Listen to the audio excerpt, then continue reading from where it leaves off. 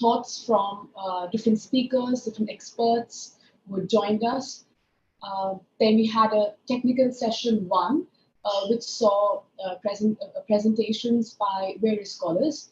And today we carry on those intellectual deliberations on the issue of disability and the field of disability studies into our technical session today. And for the session, we have, this session is actually chaired by Mr. Subhash Chandra Vashisht, who is amongst us. And I very warmly welcome you, sir, on behalf of Maitri College. Could we please have you turn on your video? Mr. Vashisht is, we'll just check if he's with us. Yeah, good morning, sir. Morning. Mr. Subhash Chandra Vashisht is a lawyer and a specialist in accessibility, universal design, and diversity inclusion. He's also the co-founder, director of Center for Accessibility in Built Environment Foundation. He's a certified accessibility professional with CPABE Level 3 international certification, the first in India to achieve this credential. As an advocate, Mr. Chandra litigates in the High Court of Delhi and Supreme Court of India and has co-founded the Center for Accessibility in Built Environment Foundation. Mr. Vashisht is also an expert panel member for accessibility on Bureau of Indian Standards, which is BIS, the Sectional Committee for National Building Code, which is NBC, and he has also contributed substantially to the accessibility provisions incorporated in NBC 2016. He was also on the core committee of Ministry of Urban Development, Government of India, that authored the harmonized guidelines and space standards on barrier-free environment for elderly and disabled people, which stands notified under Section 15 of the Disabilities Rules 2017 as the guideline for designing accessible built environment. He also has served in the Indian Air Force and is a veteran. Further, Mr. Chandra is a member of various organizations and committees of repute. First, he's a part of the University Grant Commission Committee on Accessibility for Students with Disability, Bureau of Indian Standards Committee on Smart Cities. He's also an expert on State Advisory Committee to assist State Commissioner for Persons with Disabilities, NCT of Delhi. We are very fortunate to have you amongst us, sir. I once again extend a very warm welcome. May I now request you to please address the gathering?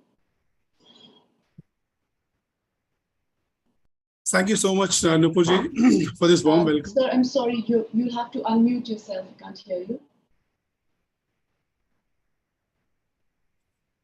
Can you hear me now? Yes, sir. Sir, could you say that again? Yes, sir. Yes, Yes, sir, we can hear you. Yeah. Okay, okay. So thank you, first of all, to the Maitri College and Nupur and my colleague Smriti and all the colleagues from the organizing team. It's a wonderful opportunity to be speaking to a gathering which has come from various parts of not just country, I think also not just our country, but also from international universities and institutions. So today my subject that is assigned to me is accessibility, and accessibility as such is a very wide-ranging subject. It's not just built environment. It goes into applications, it goes into websites, it goes into how we conduct our everyday lives, it goes into how teachers teach in the class, it goes into how I as a common user use social media, and how do I address the accessibility needs while I'm posting certain images or I'm posting messages. So accessibility is a very wide-ranging concept. So what I'm going to do is I'm going to use a small PPT so that we remain on track and I don't go beyond the area of subject, because the area is so wide, as I said. So I want to be confined to my subject. So if I'm allowed to share screen, can I? Yes, sir, most definitely. Thank you. So I'll just share my screen. I hope you can see this. Can you? Yes, sir, it's visible. Okay, great. So from the current slide, F1. Yes. So that makes it easier. So the topic that I've confined to is accessibility in community infrastructure and services. And I hope this topic is going to help the participants also embolden their commitment to this cause and also get more aware as to how they can implement this in their respective areas of life. And I'm very happy with the concept of incorporating each area of expertise into the various presentations of papers that are happening during this 3-day or 2-day conference, international conference. I start usually my talk with 3 kinds of buildings, that people usually see. And I think you all must have, as educators or as learners, you must have seen that we used to have. And this office could be replicated to, or could be replaced easily with services, with transportation, with any other thing, right? So this used to be the condition. This used to be a situation where people with disabilities or people with diversities were not really welcome. So they would say, you're not welcome. You are not welcome at all in our system. So you are outside the system. So we are practicing a very different model of exclusion. And then came a model where I said, no, we are becoming better. So we are becoming better citizens. And we are saying, okay, you're welcome. We are open to you. But then you change. You change yourself and you bring 4 people so that they can get you in the class. You bring an assistant who can take you around. So we are not going to change. And now we have the social model. We say, no, you are welcome.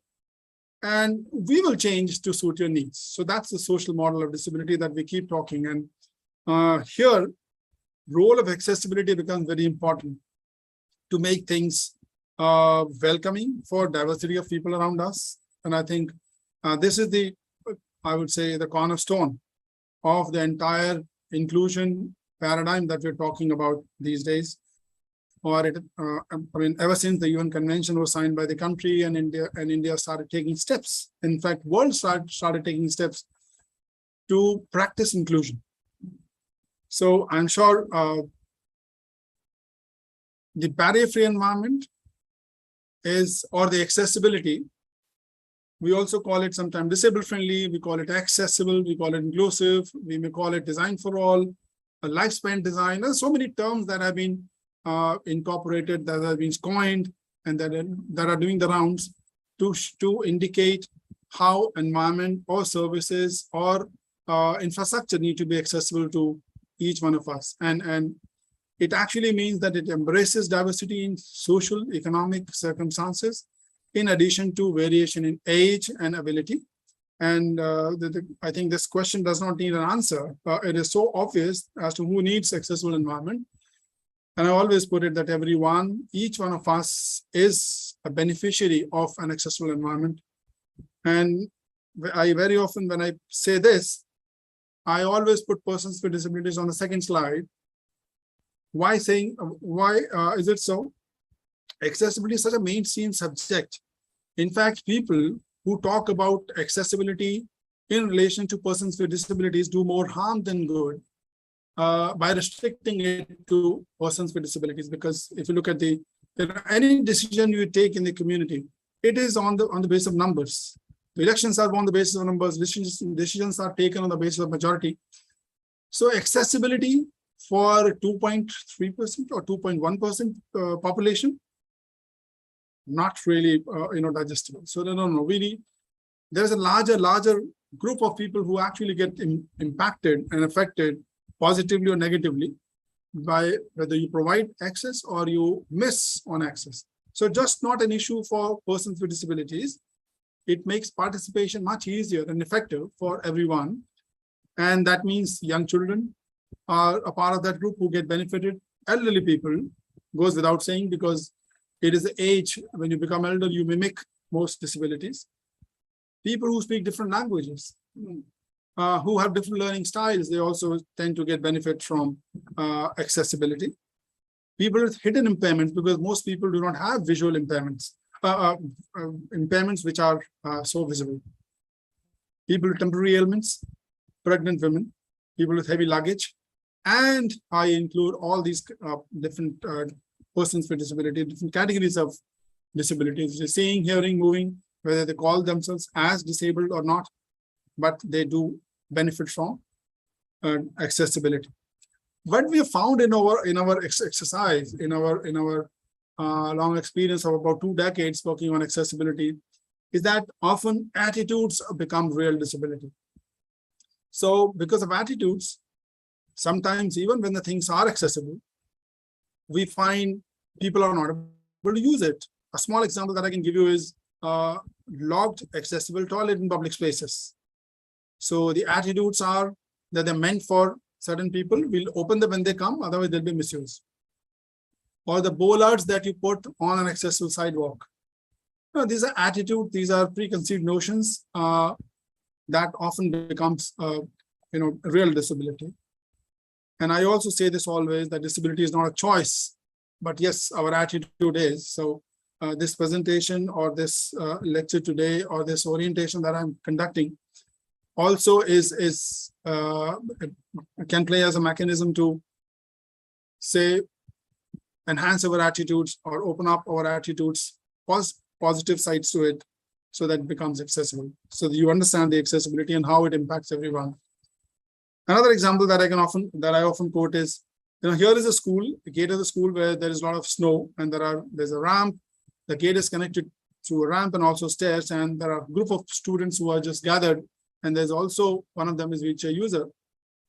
And he says, could you shovel the ramp? Could you get the snow out of it so that we can use it? And this gentleman who's at the school says, hold on, these students are waiting, so let me clear the stairs.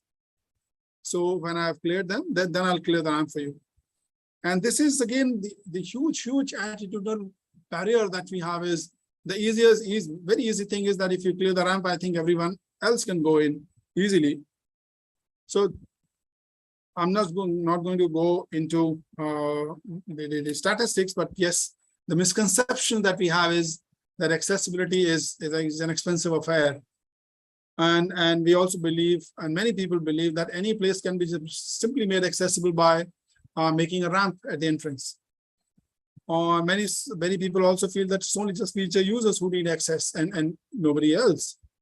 So there are some common misconceptions, and I always say that what you need is a proactive approach. Even if you don't know how to do it, even if you don't have finances at the moment, you don't have huge planning at the moment, let's make a beginning. Proactive approach is something which can address a lot of issues.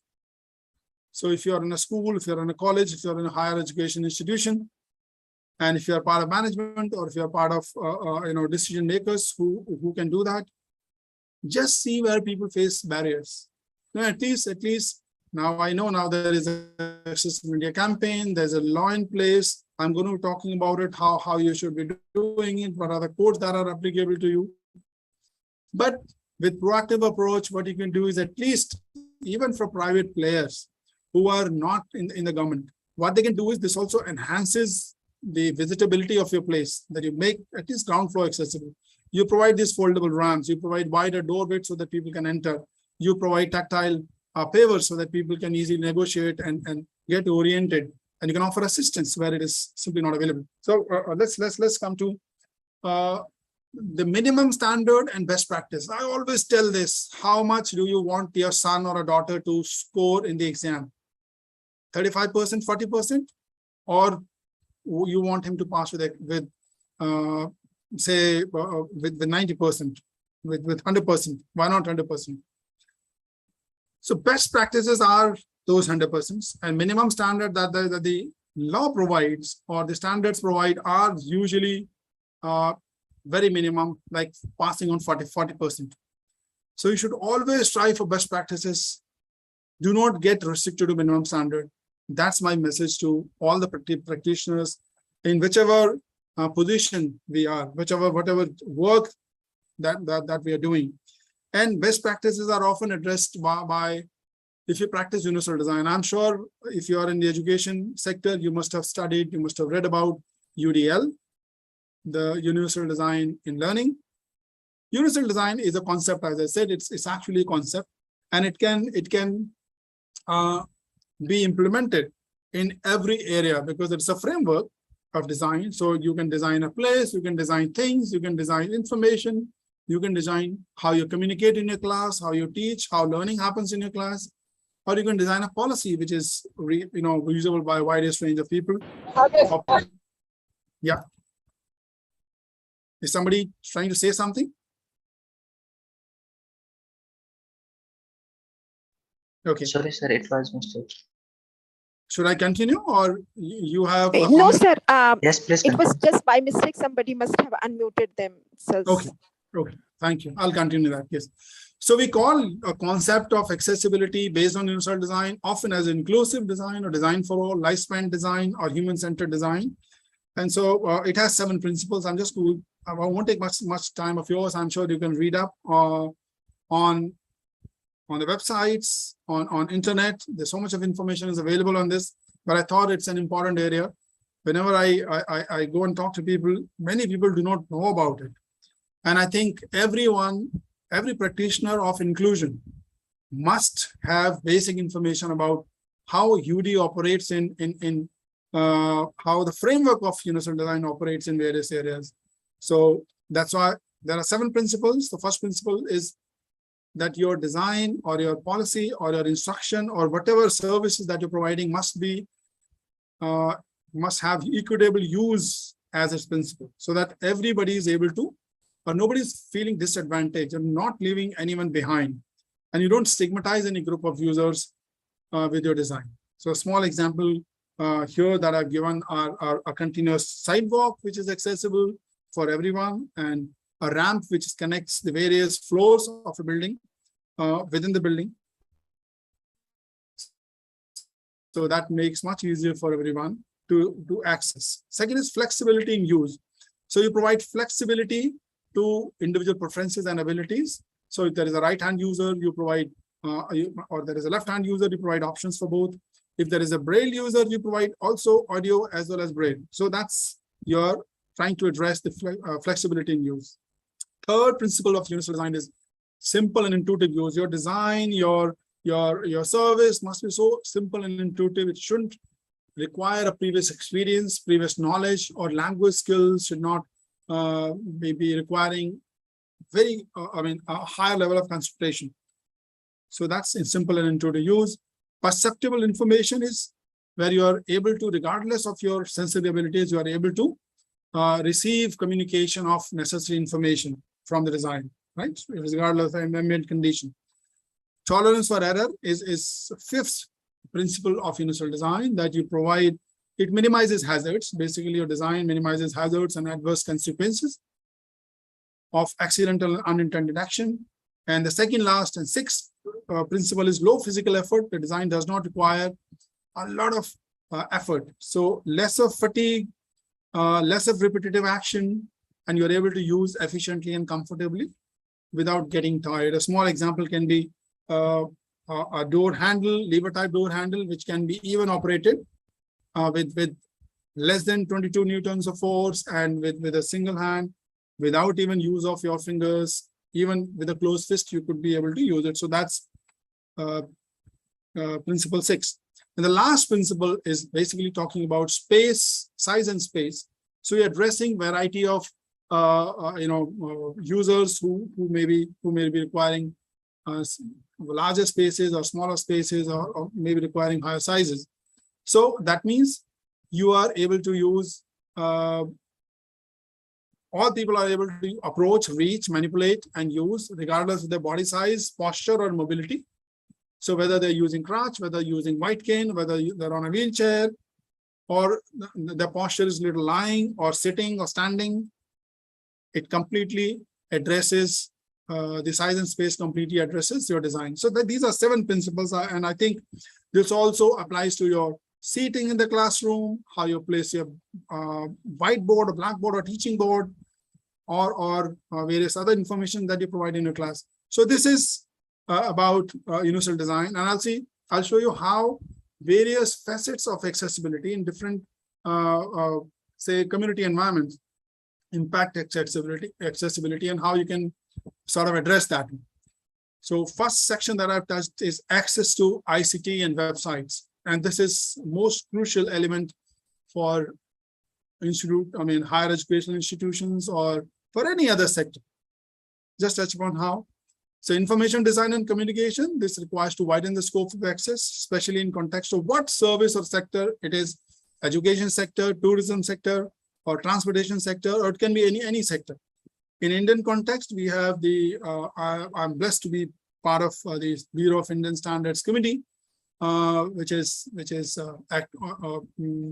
working on, which has just worked on the standard on accessibility for ICT products and services. So part 1 requirements we issued in November, and part 2 was issued in April. So both parts, this IS 17802, part 1, part 2, both have been issued. And we hope that this standard will soon be notified under the RPWD Act as under the, I think, Rule 15 of the rules. And so this becomes applicable across the nation to all the ICT products and services, and which also includes assistive technologies that are used by persons with blindness or various other disabilities. So these are the recommended codes. Websites, currently we have WCAG 2.0, and for your information, WCAG would mean Web Content Accessibility Guidelines, and the latest one is 2.1. And your website should be compliant to this. If it is not, then probably you are going against the existing law. So please ensure your department, your organization, if you're running an establishment, government or private, and if it is for public consumption, this needs to meet the accessibility requirement. Similarly, it should also give information about what accessible facilities you have provided or services that you're giving within your service. And it will be good if you can supplement this information with a lot of pictures, tagged pictures, so that people know what to expect and they are not taken by surprise. And it will be good if you can also give a direct link on the main web page itself, so that it's not really hidden in the web of so many submenus and menus. Another thing is mobile applications and digital payments, digital systems. A lot of institutions, every smaller institution which is running a service is coming out with a mobile application, whether it's a bank or whether it is similar systems which are operating digital systems. They all are they're using applications, and these applications are often not accessible, and they need to be accessible. It has actually become a supporting device for assistance and navigations for a lot of people. Google Map or the COVID, the COVID app, and there's so many other apps, Accessible India app. And we had issues of accessibility because this was not considered. And so that's important. We should not forget accessibility from the drawing board, from the scratch, because anything added subsequently will always remain a compromise, a patchwork, and does not meet the need. If you do it from the day one, whether it is creating a ramp or incorporating web accessibility or ICT accessibility into a system, it is much cheaper, much organized, and much, I would say, streamlined if you do it in advance. So what you can do, basically, when you're designing apps, you should design apps for various screen sizes. You can't have very small screen, which is good at on the desktop, but not good at mobile. So it needs to have for various screen sizes, text alternatives for any non-text content. These are major highlights. Closed captioning, voice narration of time-based media like audio clips, video clips for people who can't see. Digital systems, they have text-to-speech and speech-to-text systems. So these are various, you get them on the internet, but just to tell you that these are standards that are applicable to India currently. I'm just touching access to buildings, and I'll give you small, some few pictures and to show how these things can be easily made accessible. What all things that you need to keep in mind. Okay, so main entrance of a building, please do not have, it should be step-free, preferably step-free accessible entrance, mass carpeting, have them securely installed so that there are no tripping hazards. If there are staircases, Please have alternative ramps which are in better gradient so that people do not fall. People are able to use it nicely, comfortably. You have handrails on both sides so that there is support available to people. Main doors, preferably sliding type, or because in the days of COVID, you do not want to touch, things. So if it is sensor based, they are very good. If not, then it shouldn't be requiring less. It should be more than 22 newtons force so that everybody can use it. Wherever there's a staircase or steps, please have an alternate ramp as well so that everybody can use it. For these 2-3 steps, I would suggest that you should have entire area as a ramp rather than having steps also, because many people would get, this would be a trip hazard for blind people, for many other people. Reception desk, I mean, we have in office complexes or, in public spaces, have them designed at 2 levels so that people of low heights, whether on wheelchairs, whether of short stature, they can use it. And similarly, people who are standing, they can also use it. So need not to have all at low level, but then a mix of 2 so that we are addressing the diversity. Again, principles of universal design that we just spoke about. Dining areas, again, you just need to have wider aisles, you need to have wider entrances, and the table heights are standard 750 millimeter to 800 millimeter. Should always have, and there should be no level differences inside the dining area. Lifts, we all know lifts are important for negotiating levels, and they also need to be accessible. So again, the principles of universal design, you need to have wider entrances, reachable controls, audiovisual controls so that blind users can also use it. Deaf people can also see the information in digital format. Directional signages and proper signages should be marked.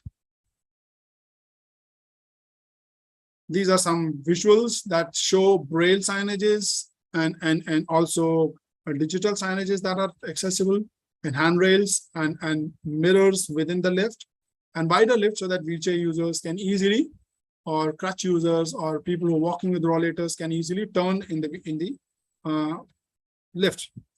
Wherever we have steps, now steps accessibility is also important.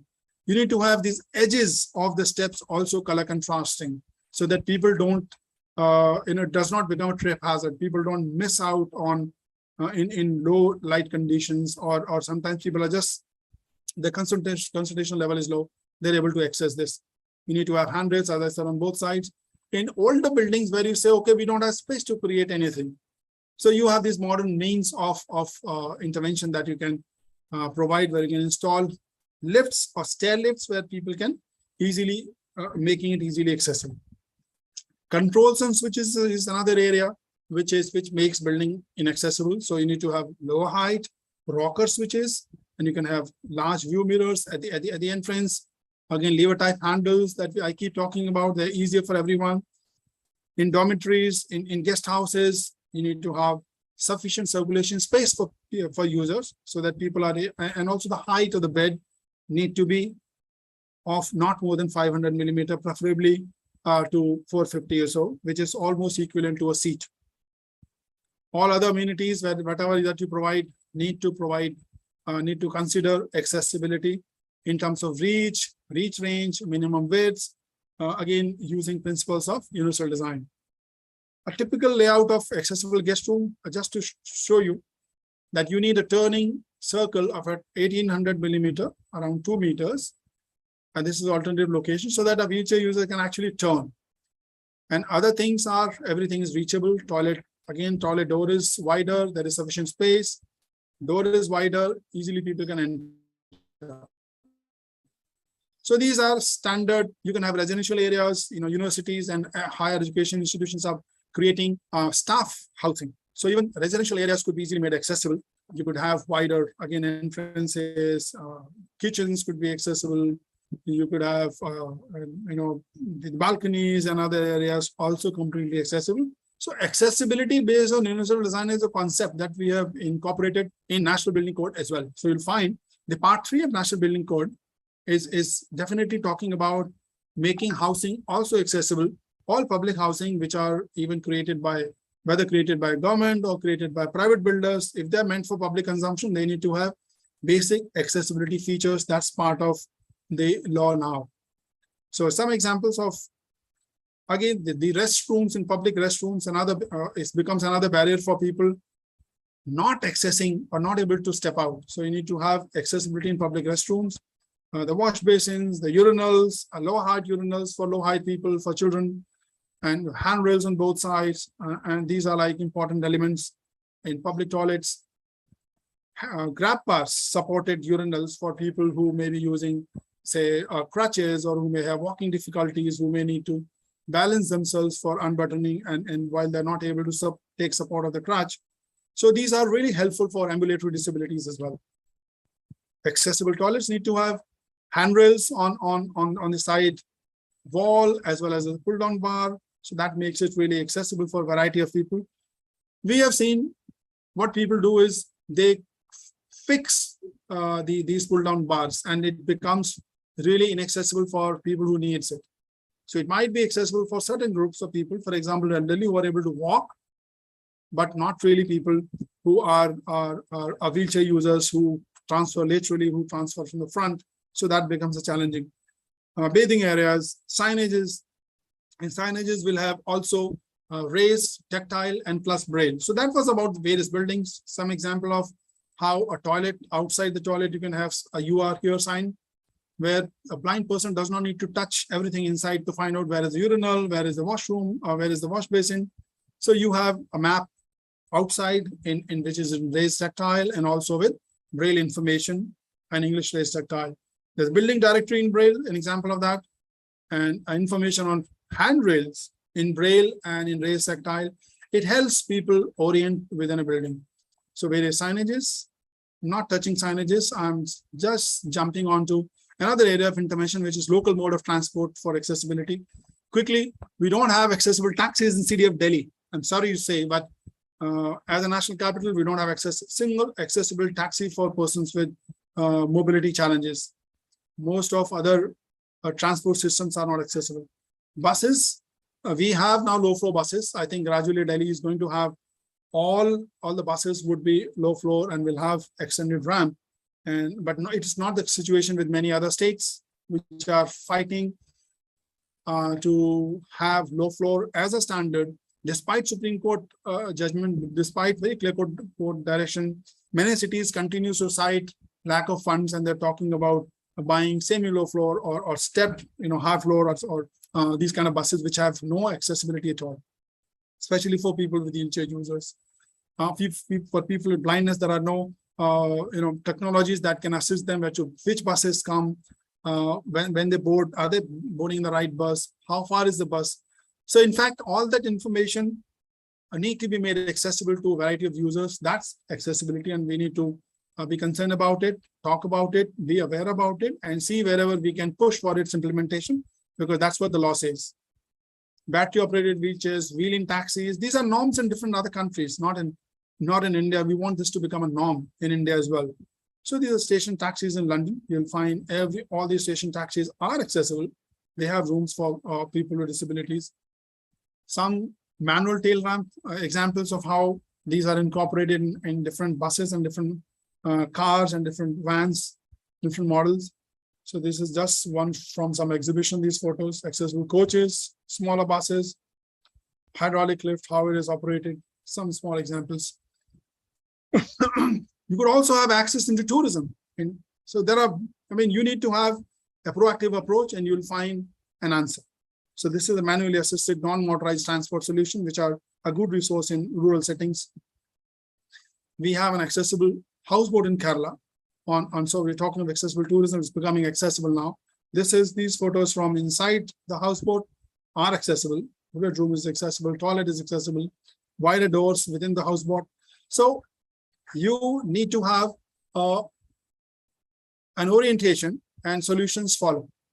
Accessible jetties, ferry service. This model is from Hong Kong, but then this is India also has now a standard on accessible jetties and ferry. This is already a part of the standards. Aviation sector, again, we have these issues of climbing and airport transfer issues, and our solutions are out there. Indigo ramp, you could see funnel solutions, wider aisles. So these challenges, I'm sure, I'm just touching on various slides so that you know what are the challenges that people face, and also there are solutions and how these solutions need to be provided within the aisle, within the aircraft, within the fast moving trains. These access aisle chairs are really helpful to go to toilet and within the rolling stock or within the aircraft. Rail transport, we have very similar issues. Boarding is a major challenge. So they all are being gradually addressed, but and the standards have already been announced by various ministries, including Railway Ministry. So what we are saying is implement them in a time-bound manner so that we are able to use railways also like Delhi Metro. And that's the objective. So these are various pictures of audits that we conducted in the past, and to show that what is the width needed, and for various people, how do you need to provide signages, what are the best practices in different countries, like accessible toilet on board. This is boarding platforms and the lifts at the airport, along the staircases is a good practice, wider doors to enter the trains. Some good example, this is from Delhi Metro, where we have tactile blocks leading people from the platform to the lift so that people can use elevators. Beaches, the movement is happening. You must have known in Chennai, there's a huge movement going on to make Chennai beaches accessible. I think recently the Commissioner of Disability has taken this initiative. The beaches are being made accessible. There's some examples from different countries. Pedestrian infrastructure, I think most of Delhi is now trying to follow the standard guidelines of issued by the DDA, which is UTPEC. And these guidelines provide good information on how to make pedestrian sidewalks accessible. But in Delhi, we still find there are challenges, and I'm sure in many other cities. Standards exist. What we need to do is implementation to ensure that is accessible. And what is needed is to have seamless home to destination access chain, which can enable every child to go to school, every student to go to school, every teacher or faculty who's disabled to, or every person to attend his job, go for leisure, do whatever that they want independently like anybody else, so that we're not leaving anyone behind. So that was about it. I think I'll just stop here. Maybe if there are any questions, we can take some questions if there are at all any questions. I hope I have been within time, Nupur. Yes, most definitely, Mr. Bashish. Thank you so much for that incredibly informative talk. I'm sure all of us benefited a lot from perspectives on accessibility, which you shared, and how in the beginning also you talked about the idea of disability.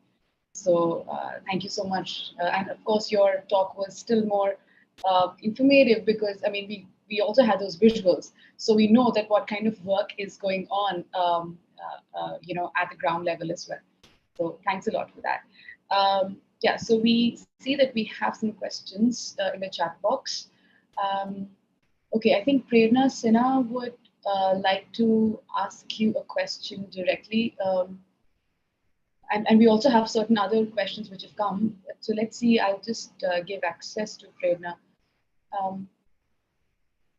Do our participants have access to unmute themselves? Yes, ma'am, they can. Okay, all right. So Prerna, you might unmute and ask your question.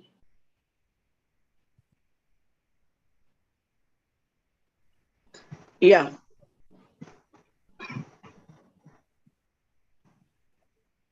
A very good morning, Mr. Vashisht. It was indeed a very, very pleasant experience listening to you. I hope I'm audible. You are. Yeah. My bigger concern about, I mean, you have, of course, stated in a large manner, that how many kinds of facilities, can be made available to disabled individuals. And, my bigger concern is in a country like India, heavily populated, and that's a fact, it's a heavily populated country, where people don't have patience even for the pedestrians who want to cross the road. you know. So in a very big way, having concern, having space for disabled individuals to give a thought to, their convenience, to let them talk, to let them come out with their views, even listening to them, is somehow a very big problem. In the Western countries, because the population is less, there so many amenities are available to them. An old individual, who wants to go to shop in the mall, and a wheelchair is made available to her so that she can go individually and shop. She can just very happily, sweetly smiling, she can go and she can do the whole shopping. And there, of course, in those countries, people have more patience, more tolerance. So this is somehow very missing in our own country. Even with, like I told you, people are not even patient with pedestrians who want to cross the road. You have to keep on waiting, and they have to keep on honking, and they have to, give that unpleasant, scorn on their face that, why you people even want to cross the road, because they are in a hurry to rush in with their car and all.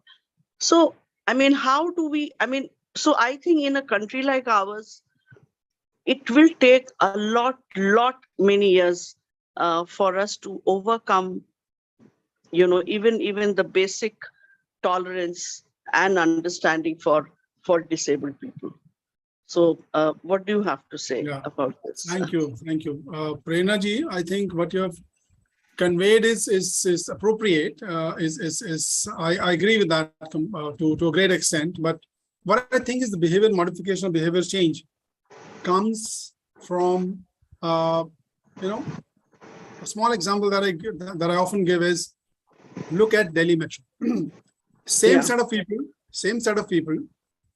They will spit in the bus or outside the bus, near the bus stop. But same set of people, when they enter the Delhi Metro, they don't dare do that. It's a culture that we need to imbibe in the institutions.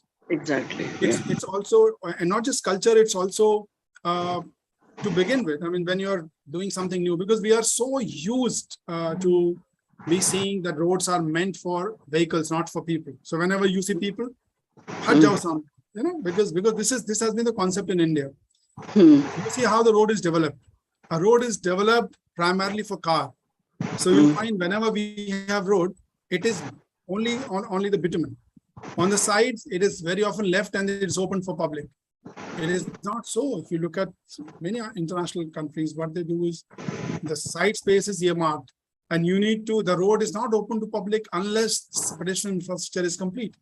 So that's what is also happening in the city. If you are a citizen of Delhi, I would see the UTP guidelines are being implemented as a model stretch in many areas around the ring road. If you see them, so you have a cycling track, so that concept is coming, but a lot depends on us as well. So there are two-pronged approach. One is that we need to follow a CCTV camera model where people not, the way we have it even currently. If you do not wear mask in the metro, the moment the camera captures you, you have to pay 1,000 rupees fine. So these kind of punitive measures are also needed. And once people get into that kind of mode and there is a behavioral change, then probably things will fall in place. Right now, the problem is that we are still, our planning is such that it is still not, it was not considering the diversity of people or pedestrians in general. Leave aside disabled people. Pedestrians in general do not have space on the roads, which we with advocacy and with the laws that have just come in, and thanks to all the accessibility component is actually anchored in this one law, RPWD Act 2016, and all other sectors are actually looking at from some solace from this act and implementation of this act. And people are really feeling happy that at least finally there's an act through which we also tend to get benefited. So I agree there's a long way to go, but then we all need to start with ourselves and gradually extend it to the outside community that, okay, 10 people are doing, I'll not do. I'll stop at the right spot in the whenever there's a light or a street light. so that pedestrian can easily cross. I don't stop my car onto the pedestrian sidewalk or the pedestrian crossing. So this we can start from ourselves, and I'm sure gradually things will start falling in place. Thank you, sir. Thank you. So Vandita Gautamji has said academic institutions and homes are where the change has to begin, be integrative over being competitive. This is how change will be radical. Exactly. I think we all are beginning now with changing the standards. So what we have done is, as I told you, in the National Building Code, which is now applicable in many states, and also our law is applicable now across all the states. So any public housing that comes up, whether it is built by a private builder or a government builder, you need to have minimum accessibility incorporated based on universal design within the component. So that means the doors will be wider. That means there'll be one accessible toilet every flat. So that means all public areas, which are common areas like staircases, lifts, parking, toilets, they all need to have complete accessibility complying with the codes. So this is gradually happening, and I'm sure institutions are also catching up on this requirement. The UGC guideline that you just saw on accessibility, which has been circulated for public comments and almost being finalized by the UGC. It is UGC's internal committee is actually looking at it, and soon it will be issued. This captures the imagination. I'm sure this will capture the imagination, because when this get implemented and this is issued under the law, there will be a sea change that you can see within the higher education institution. That much I can say.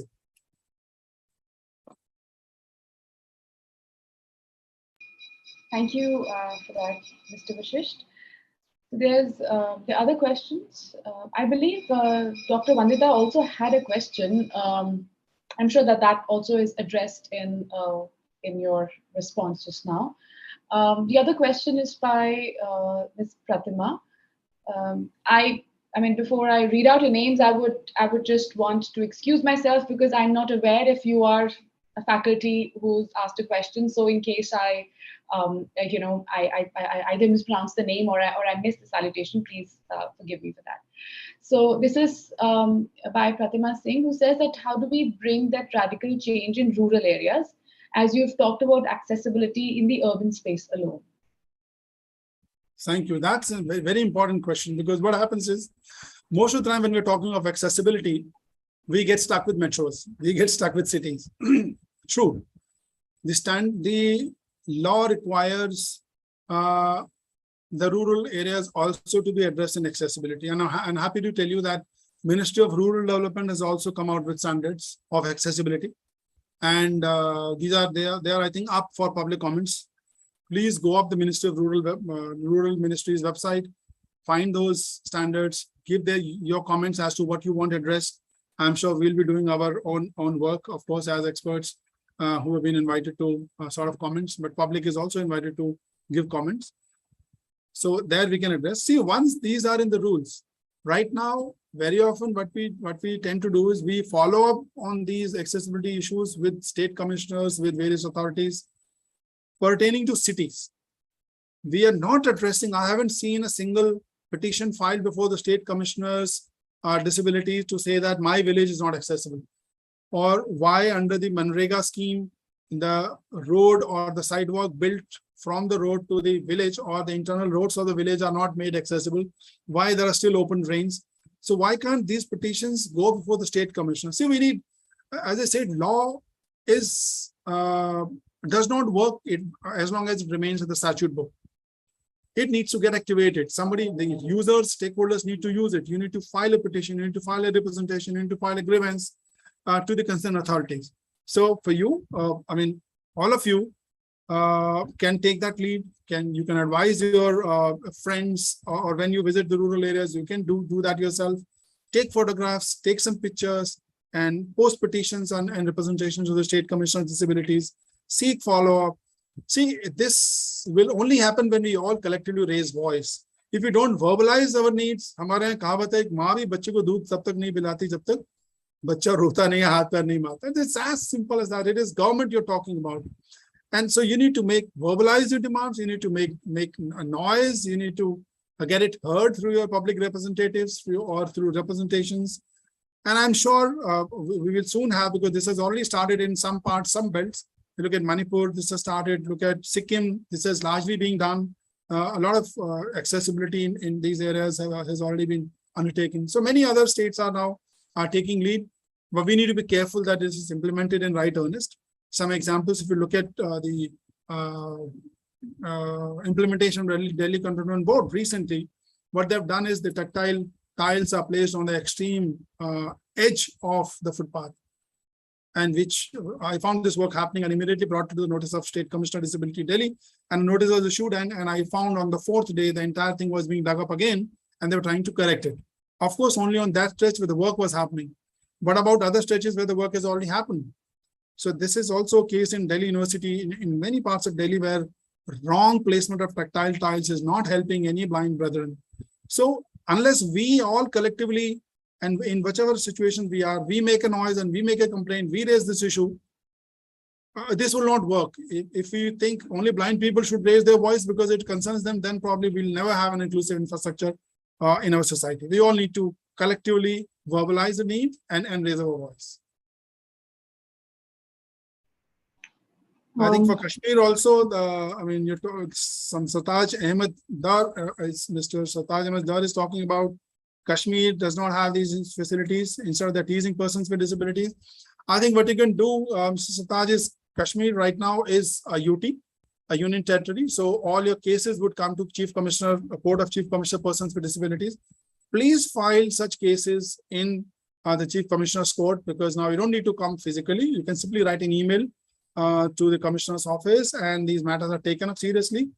And I can tell you, in the last 6 months, there have been several important judgments with regards to Kashmir and Ladakh, where instructions have been passed, and the LG, the Lieutenant Governor Office, and the Secretary offices there are being are really managing it, are really looking at these orders seriously and getting them implemented.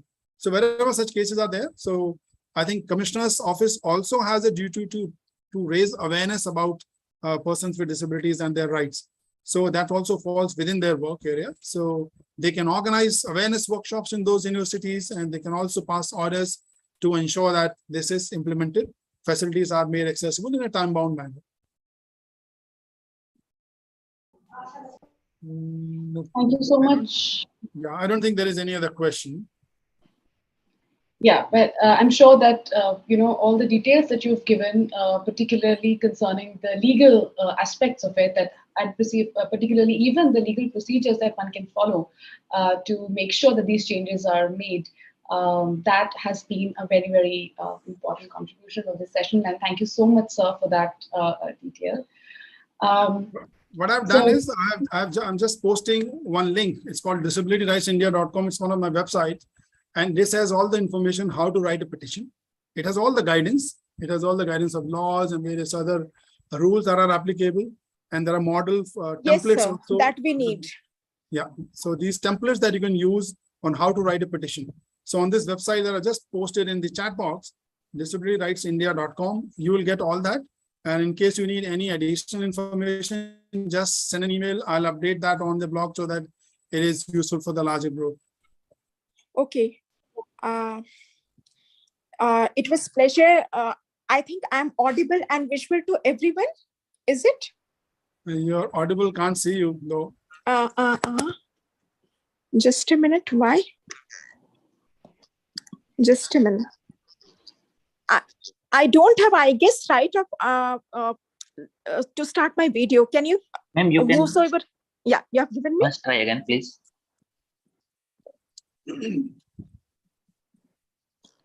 Yeah. Now, can you see me? Yeah. So it was my pleasure to be here, sir, to invite you, sir, and graciously the way you have accepted you. I know that you have to go for meeting right away after finishing with us, and you have given us consent to be here. I'm really grateful to you. And the way we have learned things, I agree with Vandita. I agree with many of you that you have asked, you have given us opportunity, and you have told that we need behavioral changes. Yes, but behavioral changes, the way sir has explained, it comes with infrastructure changes, with some kind of, we have to put in order. We cannot expect our class to be quiet if we are not scolding them, if we are not asking them to be quiet. If many a time students are playing with the mobile phone, you have to stop them. You have to take their mobiles. You have to do things like that. We have to make laws. We have to be there. And thank you so much, sir. You were with me, and you were advising about the QR code, which we were talking about, medical health accessibility, that we have been kind of like I have been constantly facing up and talking about it. And you were supporting me for that also. And now for everything, the way you have explained things, that would be helpful for all of us.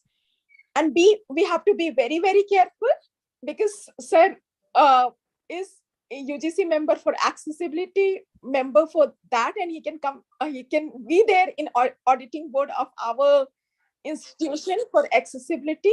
So we have to make sure that whatever we are learning as a student, as a teacher, we have to tell our institution to implement the minimum we can, the maximum we can.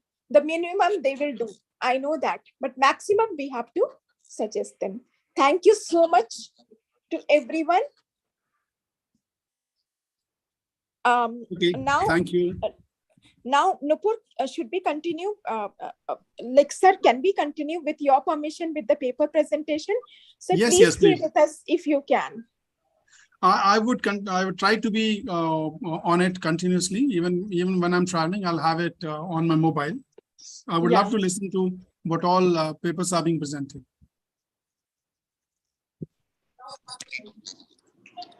All right, so now we move on to the paper presentations for this session. Before we begin the presentations, let's just keep in mind a few things, certain rules for all the presenters. Firstly, we would request you all to restrict your presentations to 10 minutes. So each presenter will get 10 minutes, or let's say each paper will get 10 minutes for presentation. I'll perhaps have a timer on the screen so that it's visible to you how much time you've already taken. And in case that's still, I mean, we'll just try it out in a bit, but in case that doesn't work, I'll turn on my video, and that could be a cue for the presenter to know that they will need to conclude soon. So now we will go ahead with the presentations. The first presenter we have amongst us, that is Ms. Ambika Bhatnagar, who's a research scholar from Maharishi Dayanand University. And the title of her presentation is The Confluence of Disability Studies and Queer Studies. We welcome you, Ms. Bhatnagar. Just give me a minute. I'll turn on the timer and I'll share my screen so that we're aware. Just a minute.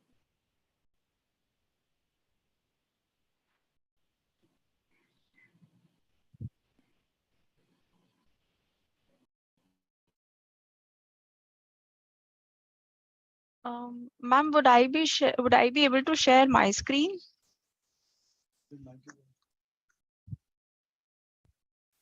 Am I audible?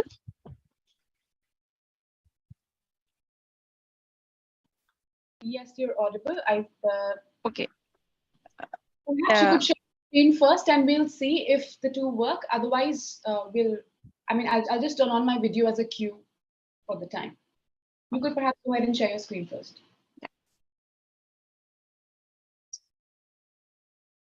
Ma'am, it says host disabled participant screen sharing. I guess you need to share co-host rights. Yeah. Give me 1 minute. Tinder, if you are there, please give her right to share her screen. Yes, ma'am. 1 moment. Thank you, ma'am.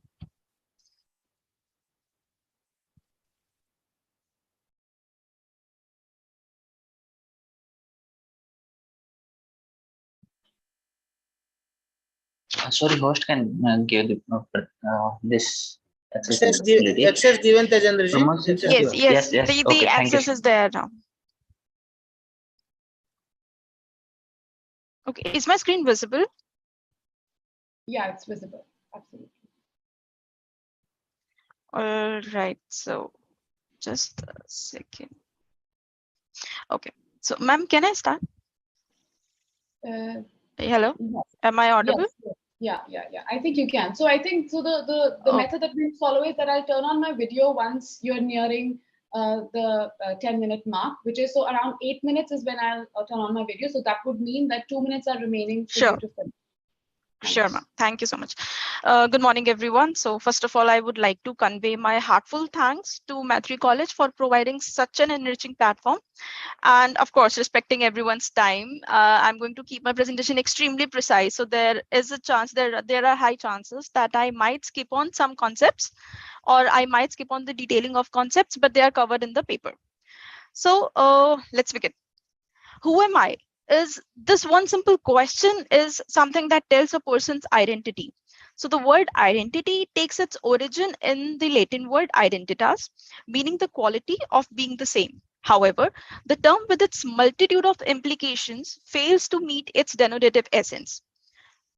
Identity theorist Erik Erikson detaches the concept from the mundane question of who am I when he explained it as something vague and hard to grasp. So thus this trivial question has its own complexities when it comes to identity formation and has typically been related to those who are male, white, heterosexual, and non-disabled. As a result, the late 20th century witnessed the expansion in identity studies with the emergence of theories in women's studies, queer, race, and disability. So before we begin with the potential commonalities in the theoretical experiential spaces of queer and disability, let's first examine the intersections in their nomenclature. The concept of nomenclature is as important as the concept of identity, but its formation is more complicated as it implicates power relations. Now, Judith Butler defines the process of naming as a process by which one is quite without choice situated within the discourse. Individuals like gays, lesbians, and with other liquid identities have contested for years over appropriate names. Their struggles did not only include hostile epithets and demeaning callouts, but also the conflicts within women's, lesbian, and gay studies. So soon they added bisexuals, then transgender and transsexuals, thus expanding to LGBT and devising the term queer to embrace it all. Nevertheless, the present word queer comes questioning as often as queer. Likewise, the term handicapped was widely used to describe any anatomical or cognitive disadvantage until 1970s. But the social model of disability ultimately rejected the term. With the agenda of inclusivity, the term differently abled was coined by the Democratic Party of the United States, and similarly here in India, Prime Minister Narendra Modi coined Divyang. The problem with these terminologies now is that they are grounded in the medical model, posit limitations, and focus on deprivation. So we all know that queer and disabled, they both share a pathologized history. So the overlap here stems not only from their respective struggles to find a proper name, but also from the fact that both queer and disability closely mirror social evaluations of bodily difference. Disability studies identify impairment as a medical term to describe the divergence of certain bodies from their so-called normal functioning. In comparison, it takes the term disabled as a term that exclusively describes social disadvantage. Similarly, in queer studies, gender is a social construct and a category of social roles, whereas sex is the medical category of the body. Now, in a society, marginalization of people takes place on various grounds like caste, race, ethnicity, social class, etc. But the most appalling marginalization is the one that happens at the family level. So often the only individuals in the family identifying as being queer or disabled are them. They are raised by people who are not a part of that group. So as Tom Shakespeare rightly observes that while women and Black people can expect support role models from within the family and community, disabled people are likely to grow up in families where there are no other disabled people, or similar is the case with the queer, there is no other queer member in the family, high chances of that, and where there is a parental burden of guilt and shame. This leads to the violence and abuse in the lives of disabled and queer. Now, in the seminal book, Violence and Abuse in the Lives of People with Disabilities, The End of Silent Acceptance, Richard Sopsey notes that the disabled people are 5 times more susceptible to assault and abuse. This goes back to the history of disgust towards disability. That goes back to the eugenic policies framed worldwide, going back to the mass killing of disabled people by Nazi Germany or the sterilization programs in the UK and the USA. Now, these horrid policies and practices may now have been dropped, but the pressure to prevent the birth of a disabled child still remains. The threat of the birth of a disabled child has moved into a private space where pregnant females are checked for their babies of any physical or cognitive impairment. The queer community now also witness similar implications of this bitterness. Similar threats hang over queer as scientists in modern times are now researching to isolate the gay gene. In earlier times, homosexuality was a legal offense and people were either penalized or even put behind the bars for coming out. In many countries, it is still considered illegal. And if it is not, society does not approve of it or they are not welcomed of the fact. So incidents of violence against homosexual and transgender men in particular and making pejorative comments, lucid comments about queers flood the contemporary media. Even our Bollywood movies are full of it.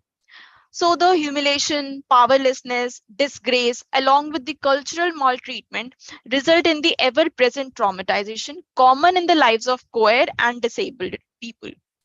This traumatization takes a step ahead in the denial of their basic civil rights. They experience verbal or physical harassment and discrimination in a wide range of areas like employment, housing, welfare, and other support services. The preconceptions that they are not worthy or unfit to be parents result in even denying their sexual rights. However, these rights are now legal in some countries, including ours, but are still unwelcomed by society. Nevertheless, these rights are not considered paramount in the case of disabled.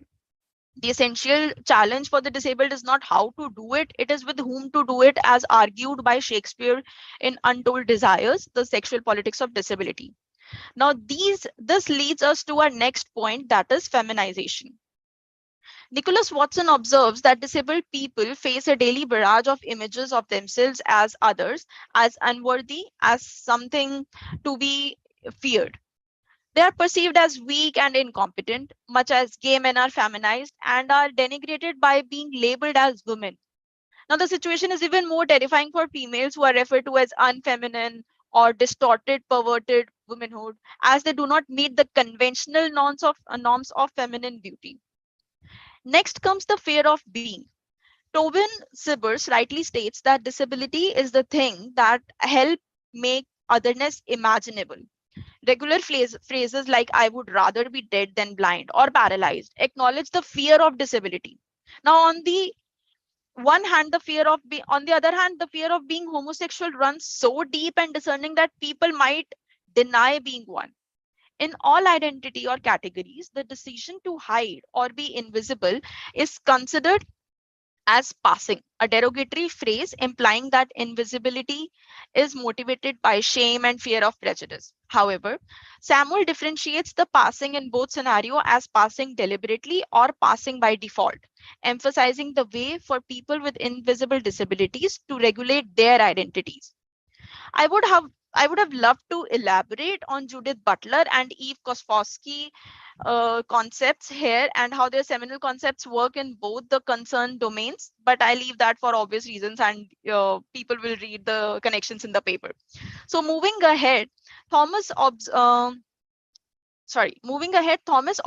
that theoretical approach towards queer and disabled people goes in parallel with the widely known adage "personal is political." The clear distinction between being the other and being oneself becomes cutting edge in both domains. Marian Corker asserts that 20 years ago, when disability studies was in its nascent stage, they took feminist techniques of separating sex from gender, that is biology, from social reactions to biology. as its model. And similarly, disability researchers differentiate between disability and impairment. Yes, I'm about to done. Yes, I'm about to over. So, oh, the next theoretical commonality is queer theory. Thoroughly problematizes the essentialized and fixed identity categories. It likes to position identity as a category in constant formation. So this is interesting because a parallel can be drawn with the argument of Oliver and Barnes, who comment that there are no fixed number of disabled people, since disability depends on the presence or absence of environment which disabled impaired people. Or there can be situations which can make one disabled, like people in the old ages or an accident causing an injury. So one of the goals of disability studies is therefore to help normal people to see the quotation marks around their assumed state. McCruder and Wickelson have argued that ideologies of normalization, perversion, victimization, and protection are central to both disableism and homophobia. So to briefly sum up my paper, so to briefly sum up my paper and the presentation, both disability studies and queer theory problematizes the private and the public, the social and the biological, difference, stigma and deviance, and the construction of identities. Both of them challenge the universalizing norms that marginalize those who do not conform to hegemonic normalcy. Both of them engage with the lives of people who can experience high levels of discrimination, violence, and intolerance. Now, of course, neither disability studies nor queer theory is monolithic, and there have been a few attempts to combine both disciplines. But the paper explores some of the experiential and theoretical overlaps in further detail. Thank you so much. Ma'am, I'm done. Thank you. Yeah. Thank you so much. I Amrita, for hope the I wonderful. was able to finish on time. Most definitely. That was very, very accurate there. Thank you so much. Thanks for those thoughts. That very interesting paper on queer studies and disability and the intersections. I'm sure everybody would like to read a lot more of it from your paper. Thank you. So I would just like to also mention here that we will take all the questions towards the end of the session. So if anyone in the audience has questions, please keep making a note of them, and towards the end, we'll take them up for all the presenters together. Now, moving on to our next presenter for the session, that is Ms. Asmita Kundu, who's a postgraduate student from the Department of English, Banaras Hindu University. Do we have you with us, Ms. Asmita?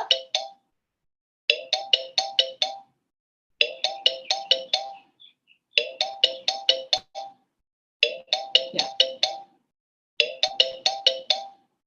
All right. Okay. Okay, so Asmita, are you here? Yes, ma'am. All right, great. So now the topic of Asmita's presentation is Poetry of R.N. Rilke, the voice of the disabled paper. I'm sure all the literature students are looking forward to this paper.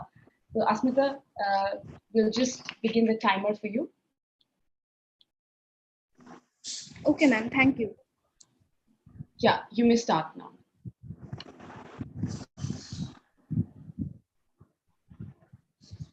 You may begin your presentation, Asmita.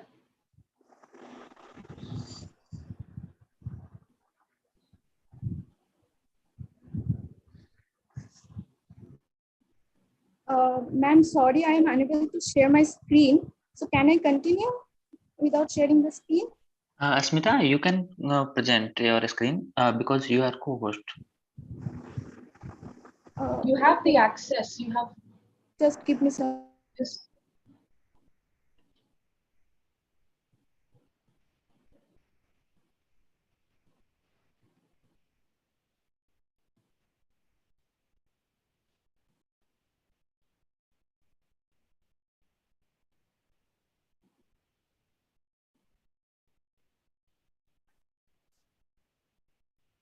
Asmita, if it's taking you long, maybe we can move on to the next presenter and perhaps come back to you towards the end. Okay, so you have your paper here.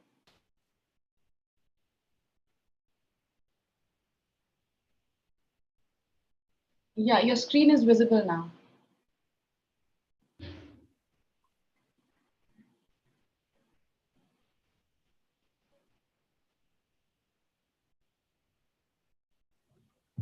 My screen was visible, right? Yes, it was visible, but now we can no longer see it. Okay, okay, just give me 1 minute.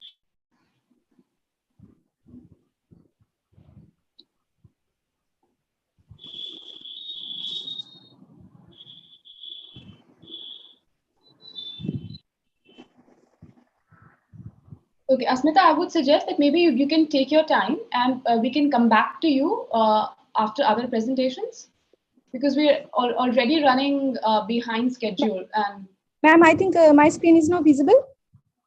yes, it's visible. Yeah, you may go ahead. So sorry for the disturbance. I'm without wasting time, I'm just going to start. So as we all know, Rainer Maria Milke is an Austrian poet and novelist who is widely recognized as one of the most lyrically intense German language poets. He belongs to the transition period of modern literature, and he is one of the most translated German authors. He was largely influenced by Sigmund Freud, Friedrich Nietzsche, and Charles Baudelaire. As we know, the notable works of him, the semi-autobiographical novel, his poetry collection, the Duino Elegies and Sonnets to Orpheus, and his collection of letters that was posthumously published as Letters to a Young Poet. So most of his poems or works have been widely analyzed on the basis of their highly mythical and spiritual tonality and on different themes like solitude and sadness. But my paper aims to bring into focus a totally new dimension of his poetic opera that I have found has gone largely unnoticed in the previous scholarly text. So my aim is to analyze some of his poetic representations of disabled people. Disability is a worldwide phenomena, but till 1960s and 70s, it remains invisible in the critical discourse of humanities. Previously, disability was seen primarily as a problem of individual empowerment, thus as a subject only in medicine and rehabilitation rather than a cultural, political, and social phenomenon. Stigmatized negative metaphors are always attached to disability, but the leitmotif of disability studies is to explore the social, political, and cultural meanings of disability and to deconstruct the stereotypes and negative metaphors associated with it, focusing on the models of inclusion. The lens of disability studies has provided the critics a new way of exploring the already existing body of cultural narratives. So, like from characters like Shakuni and Manthara from the Indian epics, the Mahabharata and the Ramayana, then Shakespearean characters like Richard III and King Lear, and then more contemporary literature works like the play Mother Courage and Her Children by Bertolt Brecht and her character Catherine. All these characters have been analyzed from a new perspective in the field of disability studies. So going to that trend, I want to analyze some of Rilke's poems like Blind Man's Song, Going Blind, the Dwarf's collection, the Dwarf's Song, to scrutiny under the domain of disability studies. And these poems have been collected from the collection, the Book of Pictures. So before World War I, disabled people are largely those by illness, accidents, or by hereditary. And they were living the lives as social outcasts without any human rights and dignity. And they were largely unnoticed by the so-called normal society. But the world wars left a large number of soldiers with crippling physical wounds and mental traumas, resulting in both their physical and intellectual disability. During First World War, Rilke was himself conscripted for military training, where he realized the traumatic experiences of disabled veterans. Even after returning from the training, he was unable to concentrate on writing for a couple of years. The disabled veterans returning from the war demanded their integration in the society with dignity. But the German Nazi propaganda was that people with disability should either be rehabilitated or eliminated from the society. And this was the critical time when not only the disabled veterans, but also the authors and other intellectual figures voice against the injustices and social discriminations faced by the disabled people. As a result, after World War I, images of disability proliferated in all kinds of cultural representations in Germany, like in visual arts, in literature, in films, to make the struggle of this marginalized community visible before the world. But they are not anymore underrepresented in these cultural narratives, as has been done in the works of Shakespeare or in the epics, which have dealt with these characters. But now the disabled characters are represented through the cultural figures. Now these disabled characters are not used for arousing amusement or hilarity, or not to act as a prop to the main character, or not to play the role of villain as they have played in the works of William Shakespeare or in the epics. Like in the play Richard III by William Shakespeare, there was the stereotypical image of disability. In the play Richard III, the hunchback English king Richard III with his withered arm is described as that bottle spider, that poisonous bunchback toad. The play's focus is entirely on the vigorous portrait of Richard III as the deformed but one of the most malicious and cunning villains of literature, finally leading to his downfall.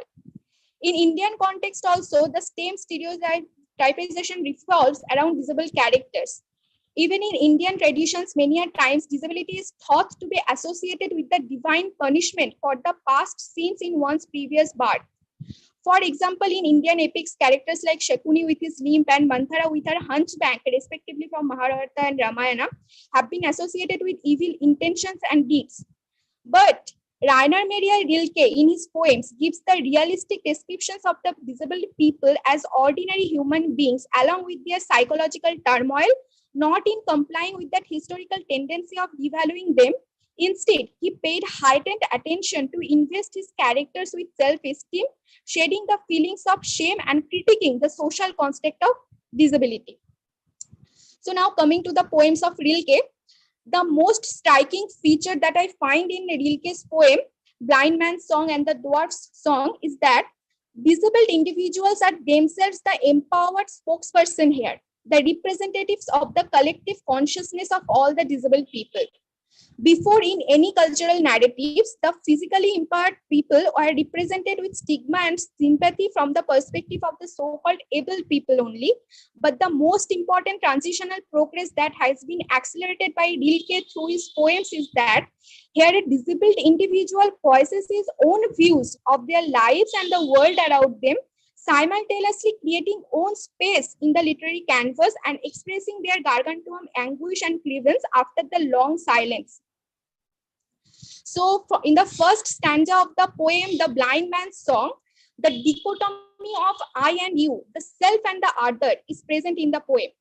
That generally the temporally able bodies gaze towards themselves as the self and the biologically impaired ones as the other or outcast.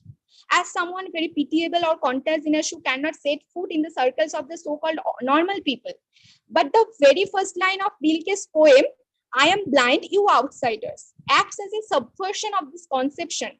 As here the blind man steps out of his confined circle and addresses the normal people, the so-called normal people, as outsiders or others, emphasizing his own centrality in the discourse, which is one of the main objective of the field of disability studies. In another poem, The Dwarf's Song, the disabled protagonist asserts that their bodies may be disabled, but not their personalities. It is also noted how their impairments get magnified by accurate awareness of social prejudice, how they are how they are always thought to be incapacitated by normal social playing.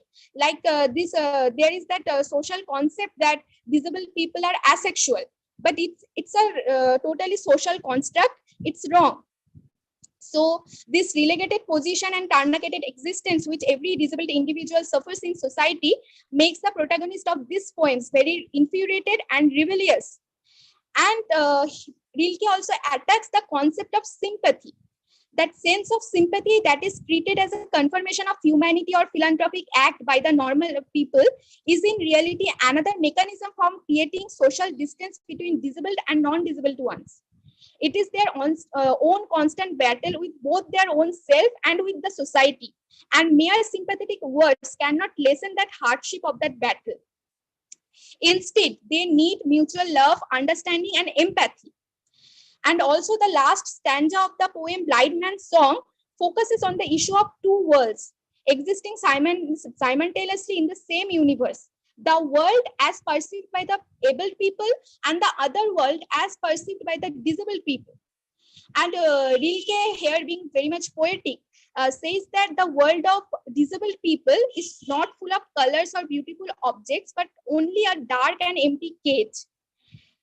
So the experiences of these two groups of people largely differed. So also their articulation of the reality, their uses of language. The world is very harsh and tyrannical for the disabled people. So their literary expressions are also marked by that negativism, bitterness, and revolt.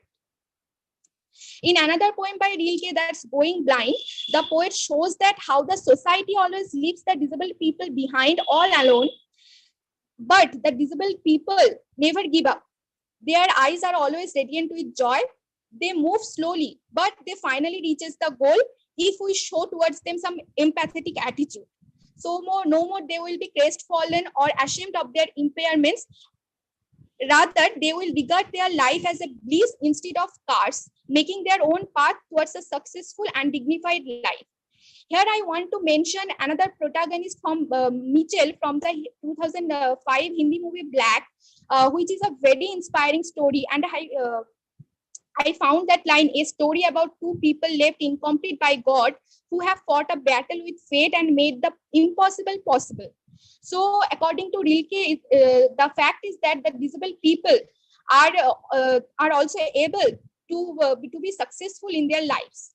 So long before the introduction of disability rights movement and disability studies as an academic discipline, Rilke at the cusp of 19th and 20th century has given the disabled people a room of their own, shifting them from the periphery to the center in the mainstream discourse. Asmita, your time is up, so I would request you to... I'm also done, and I am very much sorry to all of you for the technical glitch I am facing.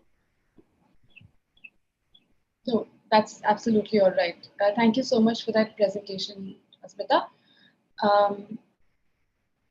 So again, it's a reminder for the audience, should you have any questions, please post them in the chat box and we will take them all together towards the end of the session.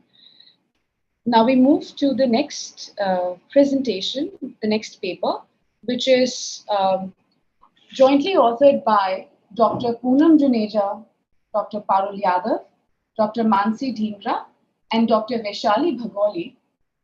Dr. Poonam Juneja is an associate professor in the Department of Physics at Maitri College, Delhi University. Dr. Yadav, Dr. Dhingra, and Dr. Bhagoli, they all are assistant professors, again, in the Department of Physics, Maitri College. And the title of their paper is Empowering People with Disabilities, Designing an Innovative and Sustainable Hydroponics System. Can we please have the presenters? Yes, ma'am. May I share my screen? Yes, most definitely. Okay.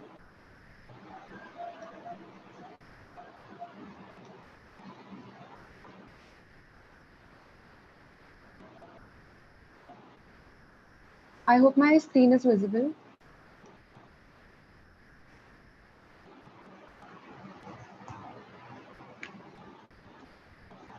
Is my screen visible, ma'am? Yeah, Vaishali, your screen is visible.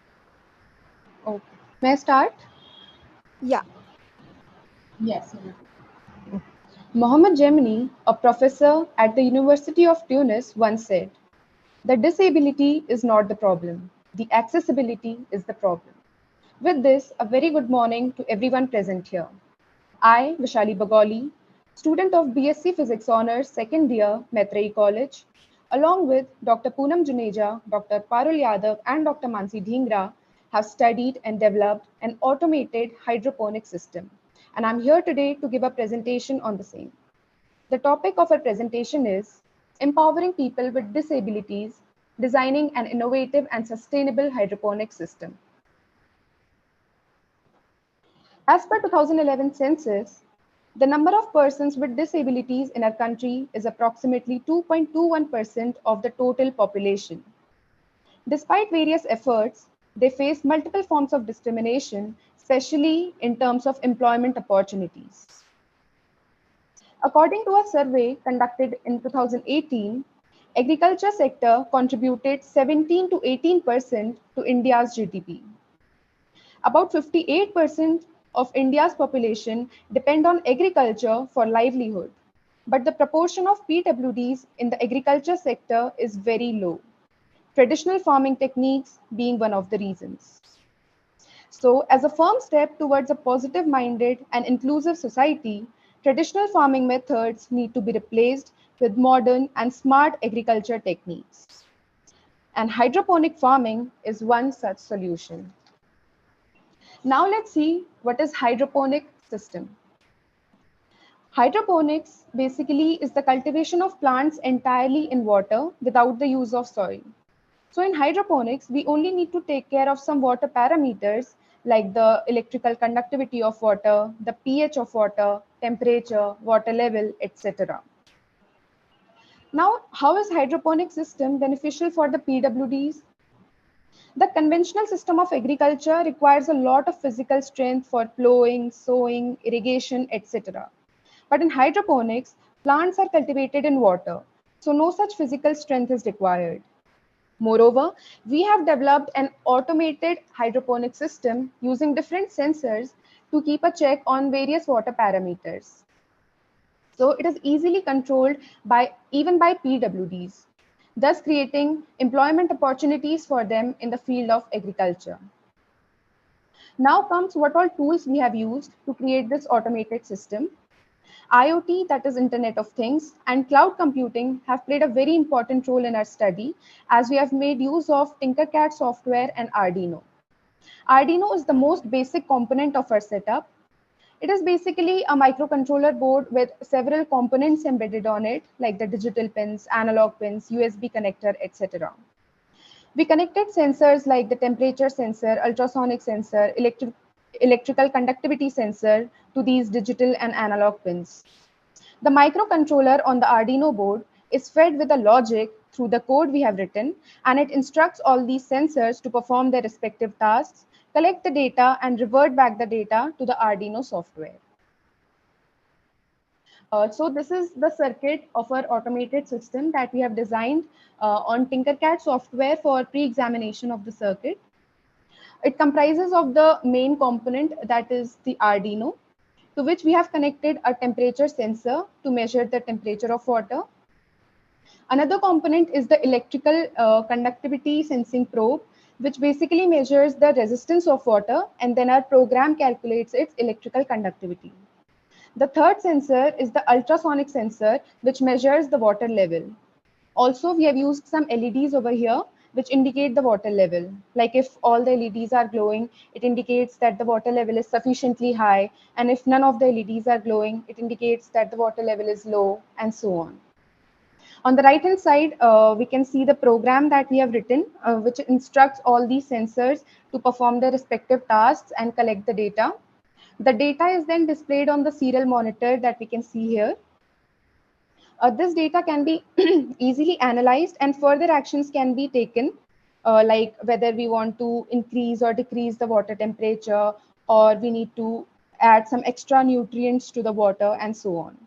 So this is a fully automated technology-based system, and minimum physical labor is required in it. And here are some screenshots of the sensors that we have used. This is a screenshot of the temperature sensing probe that we have used. It measures the temperature of water and also gives us the readings. The data collected is displayed on the serial monitor, as we can see. And then this is a picture of the electrical conductivity sensing probe. Then this is a picture of the ultrasonic distance sensing probe, which we can use to measure the water level. And this is the final self-automated hydroponic device that we have designed. It comprises of all the three sensors that we have used: the ultrasonic sensor, the electrical conductivity sensor, and the temperature sensor. Now let's see what we have achieved from this study. Around 58% of the Indian population depends on agriculture for livelihood. But the conventional system of agriculture does not see an active participation of the PWDs. So an automated hydroponic system like the one we have developed can create a supportive environment for the PWDs to contribute in the agriculture sector. And hence, we can achieve the very idea of an inclusive society. Last but not the least, I would like to acknowledge the convener, WDC, for giving us an opportunity to present, the Department of Physics, Maitrey College, for providing us the infrastructure and basic facility to conduct the experiments. Thank you.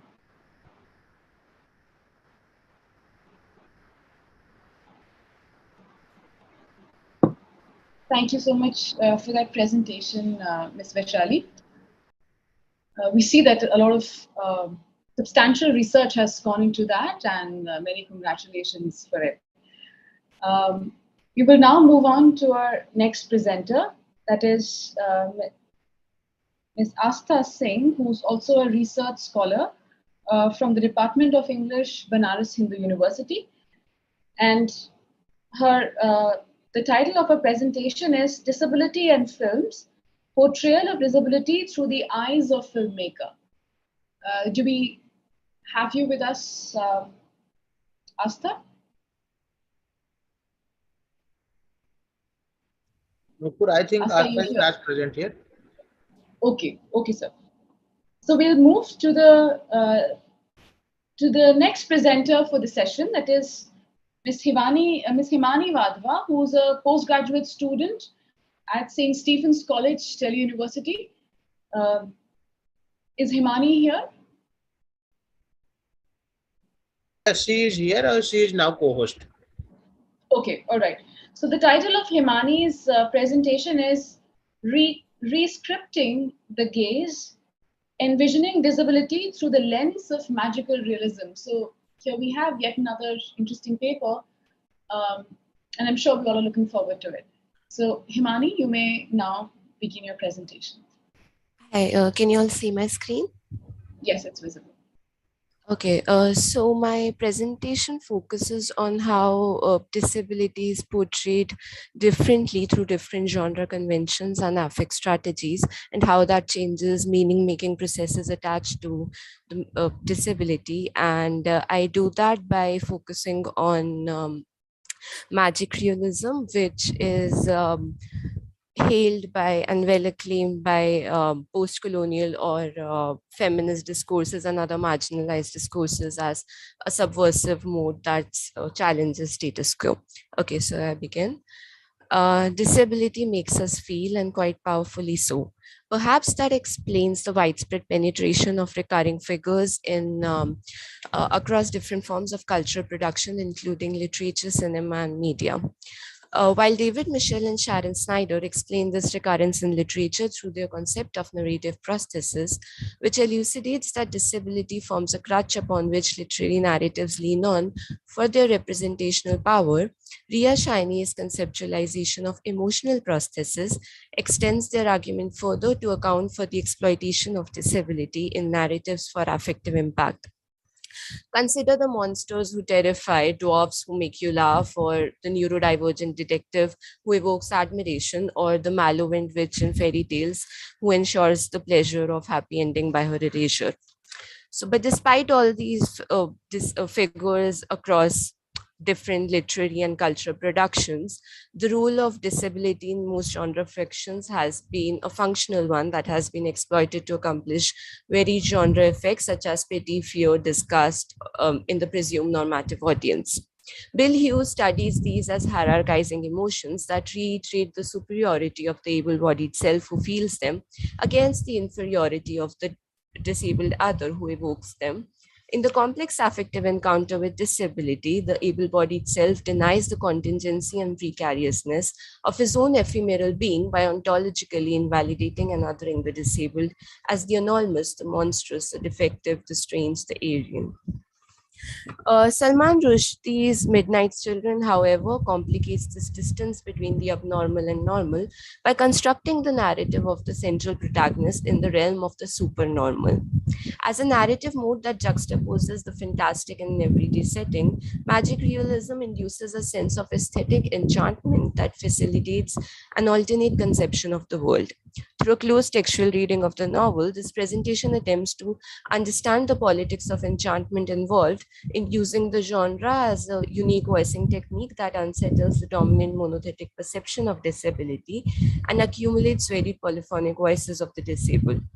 The objective is not to privilege or value one genre representation over the other, but rather to study the extent to which one's affective response to disability is shaped by genre conventions, and thus to ultimately envisage new critical frameworks to investigate and challenge normative representational habits and ways of perceiving, feeling, and knowing disability. One of the central genre conventions of magic realism that defines its affective strategy is its insistence on the presence of an irreducible and unquestionable element of magic as a given. Hence, when Salim Sinai, the first person narrator and the deformed protagonist of the novel, born at the exact moment of India's independence, relates the gradual dismemberment of his body as a result of the progressive fragmentation of his nation, the enchanted reader of the genre text accepts that the magical, fantastic, or supernormal body of Salim is really crumbling and cracking. Jean-Paul Sartre views the upside-down world of the fantastic as an enchanting, absorbing, and all-immersive realm, wherein the reader too occupies an upside-down position. The topsy-turvy world then no longer remains strange to him, and the upside-down world no longer, and the right-side-up world no longer a norm. Willfully abandoning all previously known epistemological systems, the reader identifies with the fantastic and superhuman hero of the text and accepts his worldview as his own.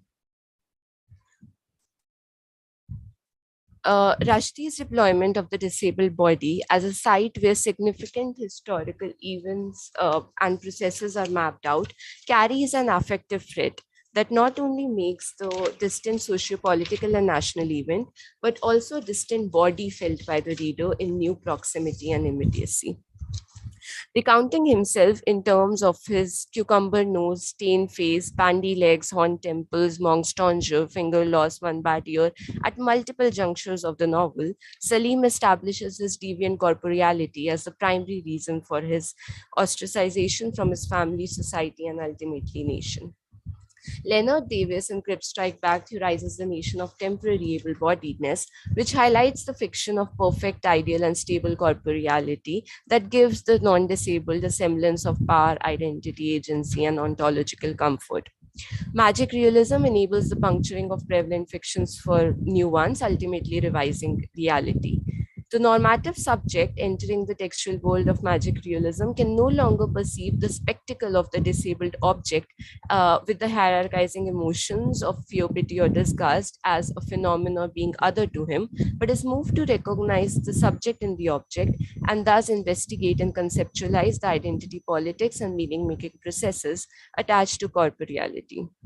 Ostensibly, the story of the national struggle set in the turbulent socio-political climate of pre- and post-independence, Midnight's Children is also the story of the emotional labor, to borrow Hochschild's term, of growing up with a disfigured body in a normative and ableist culture that valorizes perfection.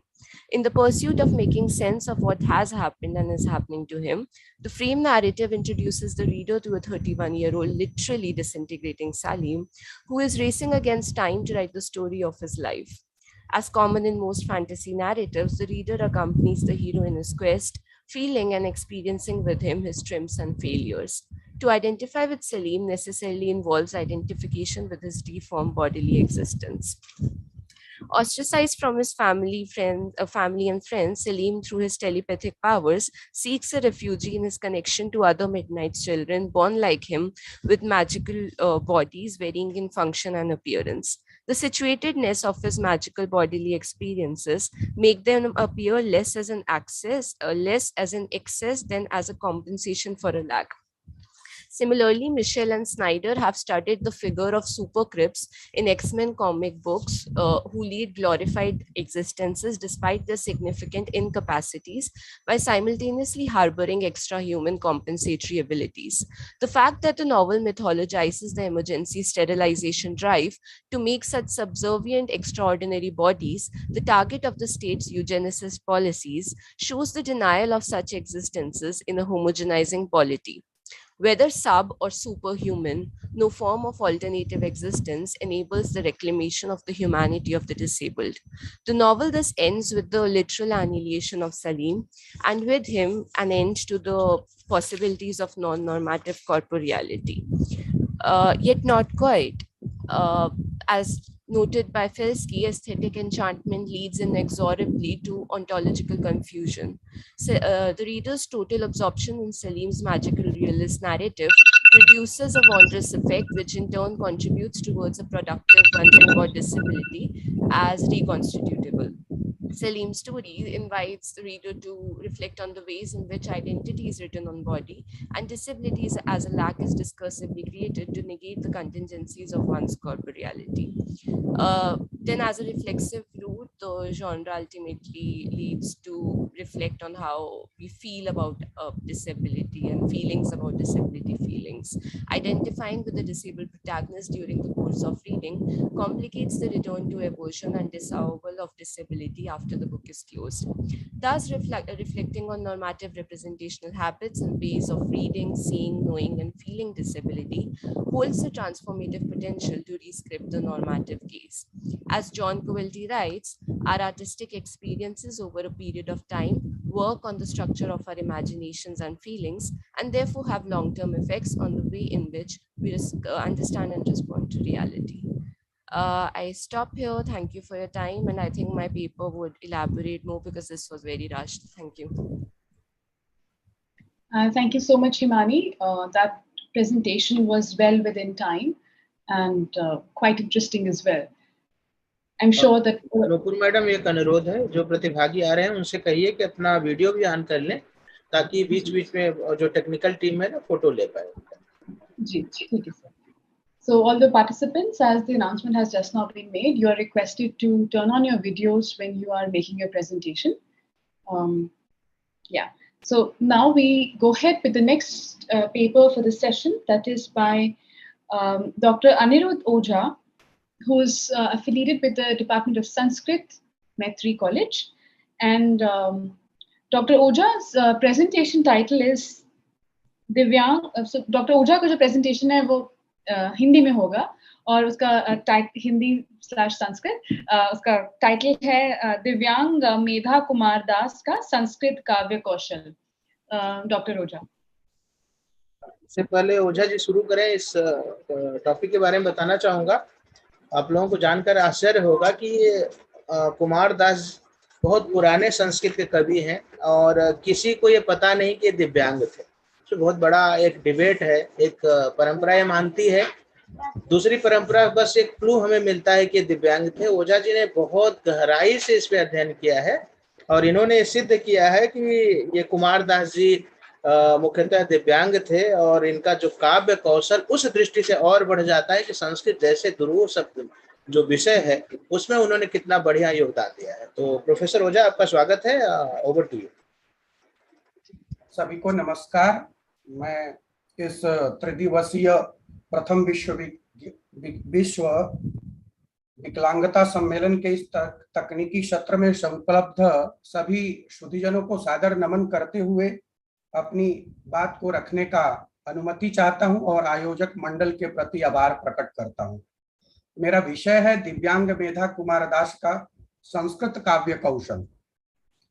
Kumar Das के संदर्भ में विविध प्रकार के प्रमाण और जनश्रुतियां प्राप्त होती हैं. संस्कृत के जो इतिहासकार हैं, कुछ एक चिंतन सरणी है जो इन्हें प्रज्ञा चक्षु जन्मांध मानती है और कुछ ऐसे लोग हैं जो मानते हैं कि कुमार दास जन्मांध नहीं थे या वो प्रज्ञा चक्षु नहीं थे.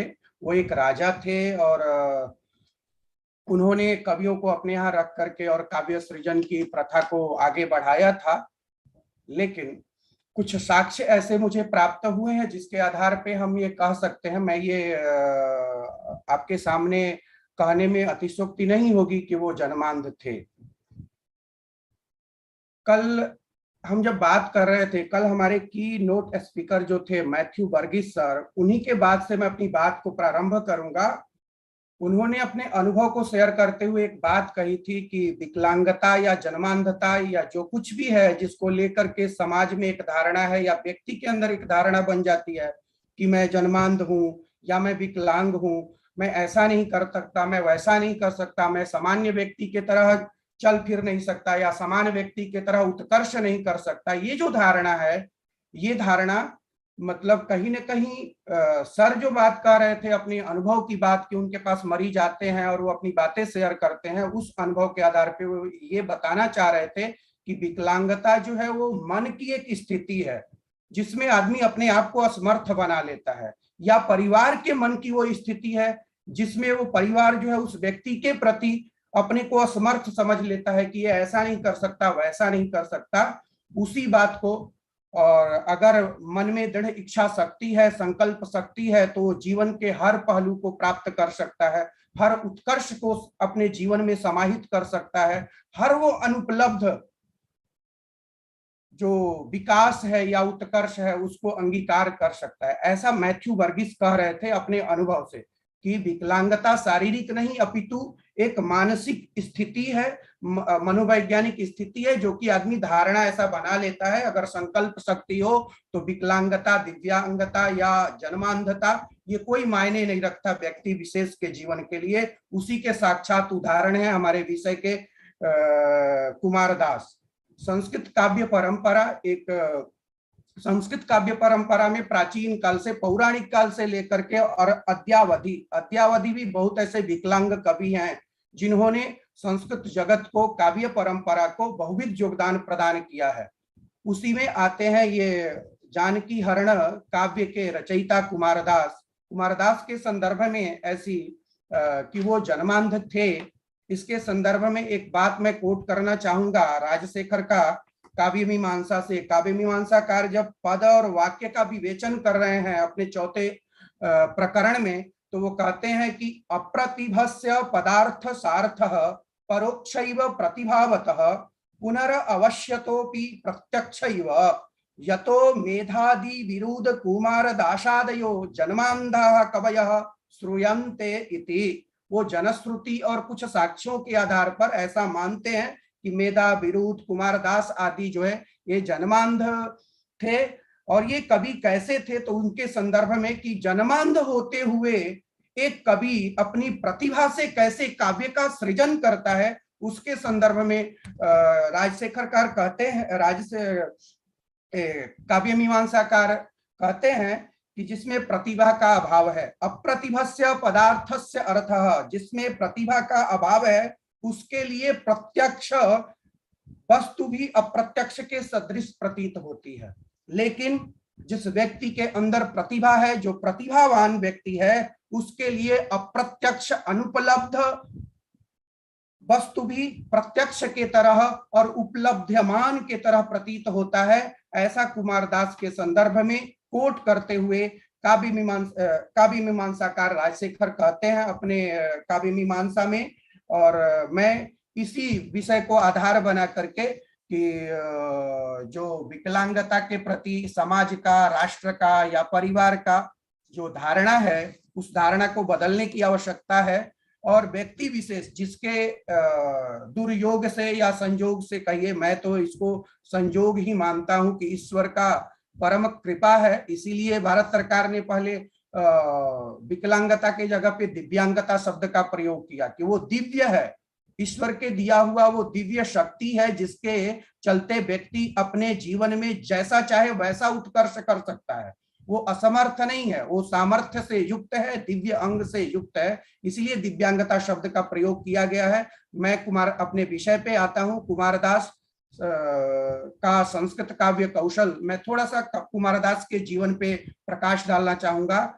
एकमात्र इनकी रचना प्राप्त होती है जानकी हरणम, जो रामायण आदि कवि वाल्मीकि के रामायण के समकक्ष काव्य कौशल रखती है अपने अंदर। जानकी हरण महाकाव्य के प्रणेता जो कुमारदास हैं, उनके व्यक्तित्व और कर्तृत्व को लेकर के अनेक मतभेद और भ्रांतियां हैं जो कि इतिहास के ग्रंथों में हमें प्राप्त होता है। तथापि अधिक से अधिक साक्ष्य हमें प्राप्त होते हैं जिनके आधार पे। प्रोफेसर ओझा जी, क्षमा चाहूंगा, आपका ज्ञान गरिष्ठ है और आप संज्ञान भी एकदम वरिष्ठता से रख रहे हैं। समस्या सिर्फ यह है कि हमारे जो अगले अध्यक्ष हैं वह आ चुके हैं और सत्र थोड़ा विलंबित चल रहा है, तो आपसे गुजारिश करूंगा कि आप कंक्लूड करें इसे। हम लोग आपका पत्र बाद में प्रतिभागियों से साझा कर देंगे। धन्यवाद। कोई नहीं सर, मेरा जो ये इनकी काव्य कुशलता है, जिसमें इन्होंने जैसा कि मैंने प्राप्त किया अध्ययन करके कि कवि कुल गुरु कालिदास जो संस्कृत के अत्यंत ही प्रसिद्ध और महनीय कवि हैं, सभी समीक्षकों ने और आचार्यों ने इनको उन्हीं के समतुल्य माना है। अनेक मैंने शोध पत्र में अनेक जगह कवि कुल गुरु कालिदास के पंक्तियों के साथ और उनके काव्य कुशलता को इनके साथ तुलना करते हुए प्रस्तुत किया था। समय के अभाव के कारण मैं उन बातों को नहीं रख पा रहा हूं, बट मेरा निष्कर्ष यही है कि अगर इस शोध पत्र का जो निष्कर्ष है उसका एकमात्र सार यही है कि अगर व्यक्ति के अंदर दृढ़ इच्छा शक्ति हो तो कुमारदास जैसा कवि बन सकता है। उसके लिए जन्मांधता कोई विशेष स्थान नहीं रखती, कोई मायने नहीं रखता। व्यक्ति के अंदर संकल्प, इच्छा शक्ति हो, समाज के अंदर, परिवार के अंदर अगर संकल्प और इच्छा शक्ति है और उसके प्रति मानवीय भाव है, तो हम किसी भी दिव्यांग को एक परम पुरुषार्थ तक पहुंचा सकते हैं। इन्हीं शब्दों के साथ मैं अपने वाणी को विराम देता हूं। जयतु संस्कृतम, जयतु Bharatam.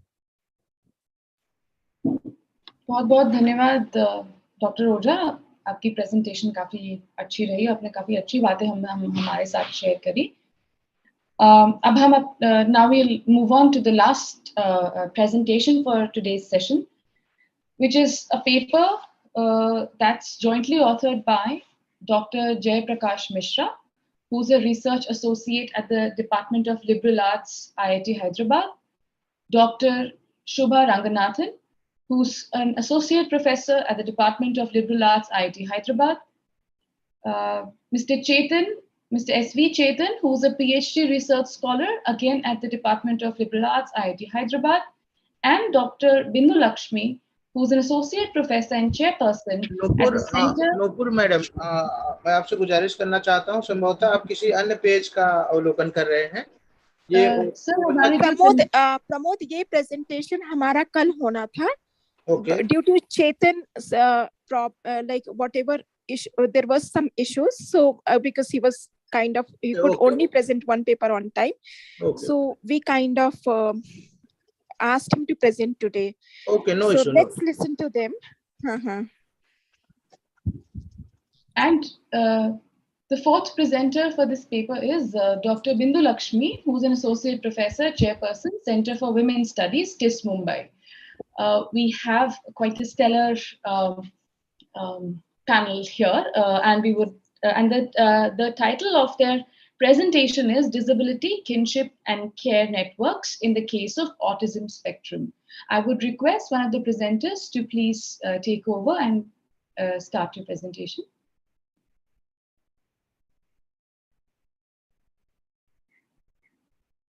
Yes, Chetan, we will just make you the co-host. I request the technical coordinators to please give co-host rights to Mr. Chetan SV. Mr. Chetan, you are now co-host. Please take over. Yeah, thank you very much. I'll just share my screen in a minute. Is my screen visible? Yes. Good morning, everybody. Thank you very much, Maitreyi College, for this opportunity. My name is Chetan. I'm a PhD research scholar, and the title of our presentation is Disability, Kinship and Care Networks in the Case of Autism Spectrum.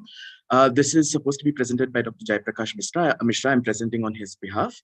I'll just take you through the outline of the presentation, which will talk about the background, objectives, methodology, findings, and the conclusion.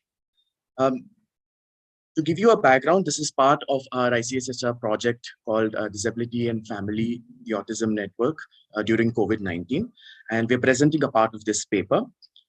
We all know COVID-19 has affected us disproportionately and especially for people with disabilities, care work availed by them was also impacted, right? And the conversation around COVID also has focused on its effects on people, not only in a language which is normative, but also narratives which are ableist. So in reimagining care in the context of COVID-19, we need to pay particular attention to the idea in its historical context as well. And, when we look at care, the problem with the concept of care is not in its unidirectionality, but also in terms of its conceptualization as merely, an act of physical labor. And, like Eva Kitte puts it across, is how when care is embedded in emotional or affective relationships, these relationships foreground the relational self in individuals with intellectual disabilities. On the one hand, ethical care and interdependence are embedded within the family, particularly involving the parent-child dyad. And on the other hand, there is the interconnectedness in the larger disability support groups that extend care into the social realm, reminding us that ethical care is also a social responsibility. So with this brief background, I'd like to state the objectives of our paper. The first one is, how do interview narratives of caregivers of people in the autism spectrum challenge the normative articulation of care that frame disabled bodies as care seekers while presenting non-disabled bodies as care agents? The second one is, how are care relationships conceptualized as interdependent, thereby invoking the concept of community in care relations? And the third one is, how can kinship be reimagined beyond a heteronormative framework and expanded in scope to include quotidian friendship, intimacies, and the community? And so we've used a qualitative methodology here, with semi-structured in-depth interviews of caregivers of around 14 respondents. All of them are parents to an adult individual in the autism spectrum. Most of them are mothers, except for one who's a sibling. Chetanji, yeah. Chetanji, if possible, kindly open your video, please. I have low bandwidth here. I'm using mobile data, so I'm not able to use. Okay, no issue. Sorry about that. So we've also done interview using Google Meet and telephone call, and we've used thematic analysis to analyze the data, and we've complied to the ethical principles of research. I'll skip to the findings due to the paucity of time. So we've got 3 themes. Now, these themes are only limited to this paper and not the entire project. There are, of course, much more themes. The first one is kinship and the autism network. Right? Now, autism networks, sort of have become space for solidarity building and help seeking. Right now, we demonstrate how such networks operate in their day-to-day functioning, and how such spaces, which are neither conscious feminist projects nor upholders of transnational disability discourse of diversity and inclusion, help the caregivers in navigating their experience with disability and family, particularly in a time of global pandemic, right? Now, such networks, which are often articulated as parents' organizations or service providers, often stem from the individual or subjective need of the founders, who are also parents or kin members of individuals in the autism spectrum. But in the course of time, these networks have evolved beyond the subjective need to understand autism as experienced by their kin members or to navigate their quotidian caregiving experience and relationship. They have actually opened it up and expanded to include others seeking help for a child in the autism spectrum, and extend solidarity and camaraderie, often absent in many networks in other contexts, right? Now, some of the pertinent questions that we engaged with this research were, how can kinship be reimagined beyond a heteronormative framework in the autism network? For instance, network, space, and community, where bonding outside the normative kinship units is made possible, are also spaces of solidarity building and formation of co-alliances. Okay, some of our respondents are also pioneers in creating networks while navigating through caregiving to their own children. Now, these acts of organizing community networks beyond the heteronormative kinship or a normative family framework made their everyday navigation with disability, caregiving, and interaction with the societies and state possible, and their personal lives bearable. Now, even though, in some cases, the notions of capacity and productivity in a disability framework are often reproduced in such a network, which is predominantly run by parents of individuals in the network, there's also a self-awareness among the respondents about such occupation of the space. So they understand how it's a parent's voice, which is centered in the everyday functioning. Right? And such realization further prompts them to be mindful towards a limitation while focusing on the everyday tinkering of what works for them and what doesn't, while offering care to their own kins and helping other parents in the caregiving activities. Now, The research shows how parents experience everyday challenges of care work and articulating them as unproblematic. Rather than articulating them as unproblematic, they also draw attention to how complexly these experiences are embedded in patriarchy, domesticity, and ableism in the diverse spaces that they inhabit. Now, some of them who run shelter houses and put their own kids in autism spectrum deeply believe that family or institutional care are not the ultimate locations of care, right? It can also be extended beyond that.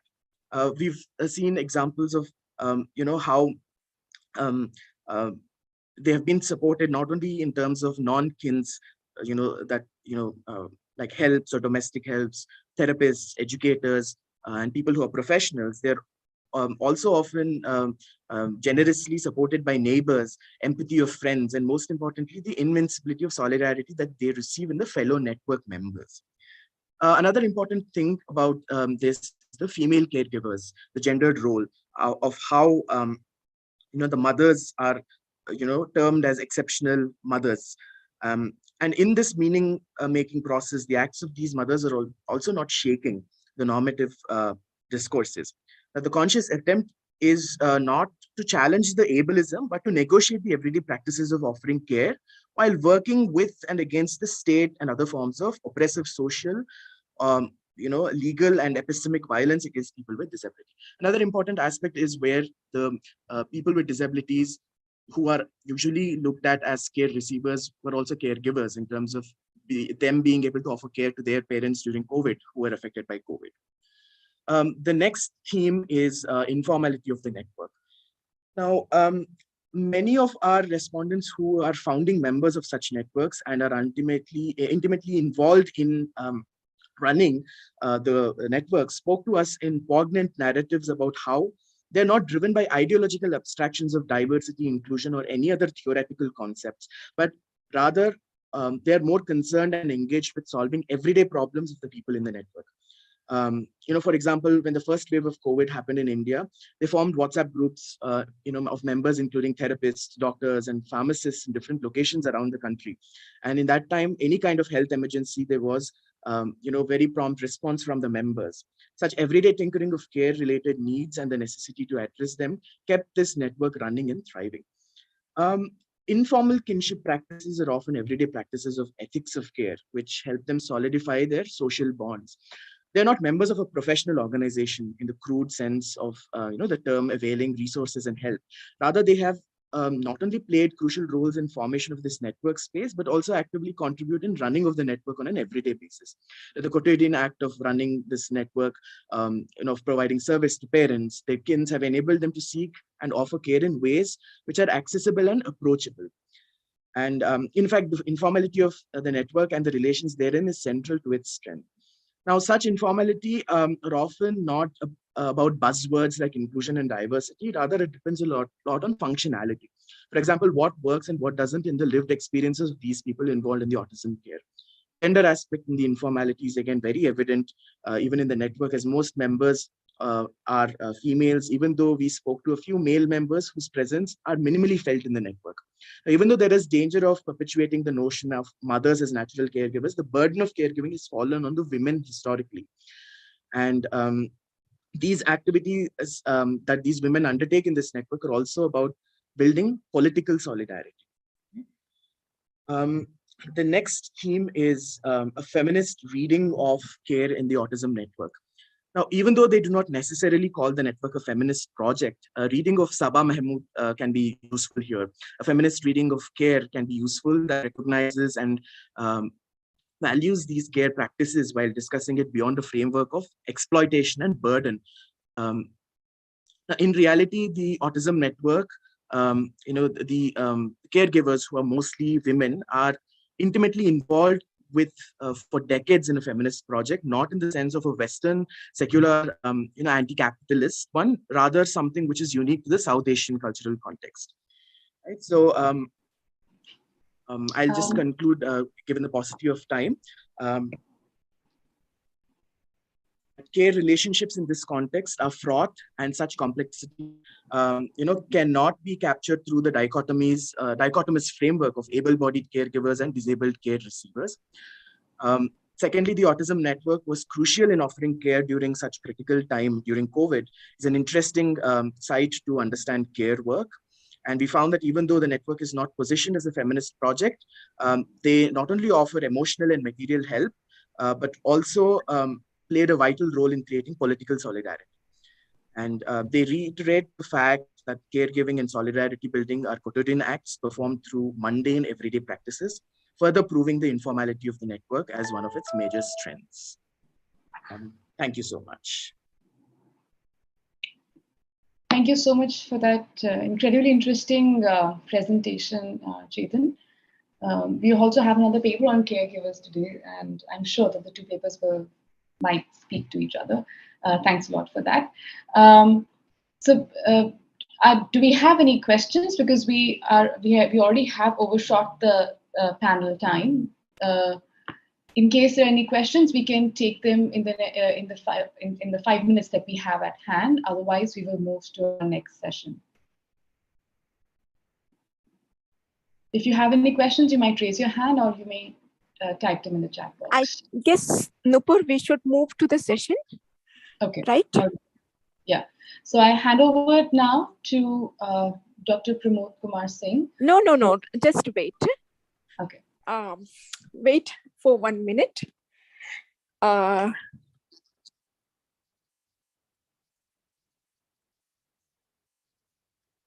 visible to everyone. I know it's bad of me to call myself, but yes. नहीं, हम बुला देते हैं, मैं बुला देता हूं। मैं अब डॉक्टर स्मृति का आह्वान करता हूं कि वो अपने जो रिव्यू है, जो अपनी समीक्षा है, सुंदर सी समीक्षा यहाँ प्रस्तुत करें। Dr. Smriti, over to you.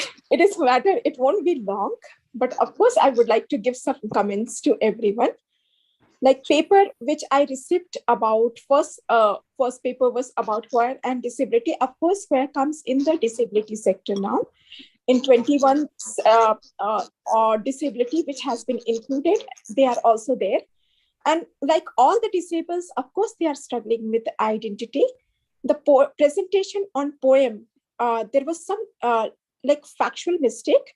I guess the poet never went for war. So kindly see to it, right, when you are presenting. And of course, there was crisis after First World War, and there was First World War and Second World War when veteran came, and of course there was a number of disabled people increased, and as you know, earlier it was for army setup and slowly it has gone to civilian. So we know like the historical replacement of this was very good.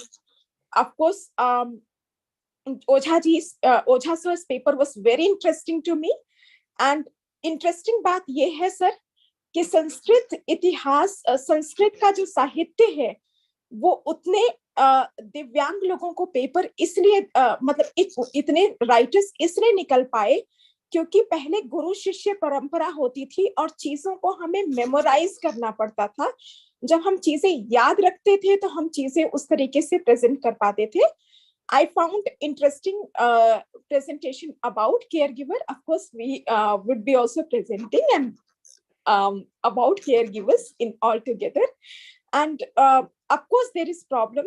Of course, there are lots of issue which has to be thought about, especially when this disabled children, they grow adult. The role of caregiver themselves, like mothers who were young that time, they themselves become old, and what happens to that?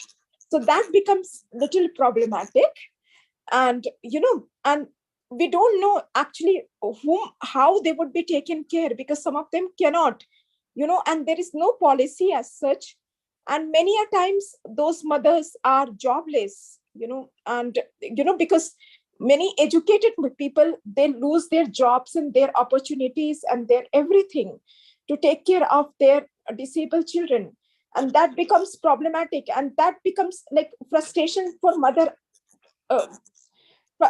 frustration for her mother also, कि मैं अपने बच्चों को ध्यान रखते हुए मेरा जो एजुकेशन था, मेरी जो पढ़ाई थी, मेरी जो मेहनत थी, इस बच्चे की वजह से, because of this child I have wasted my life.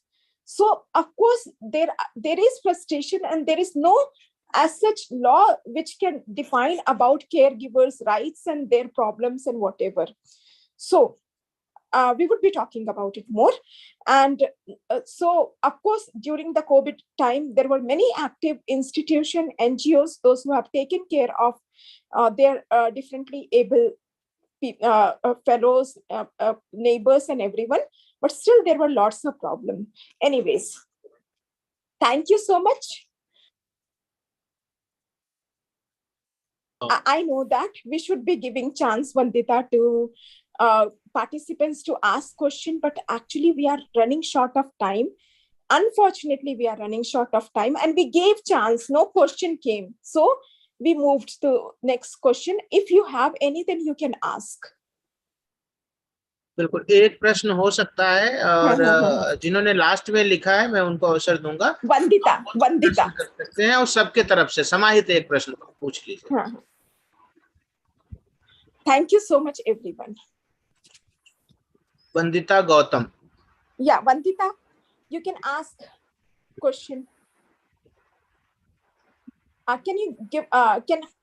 Can you go technical team? Can you give her time to like she can unmute herself and ask question? Yeah. Everybody can. अच्छा, मैं पूछ रही थी question. I hope I am audible.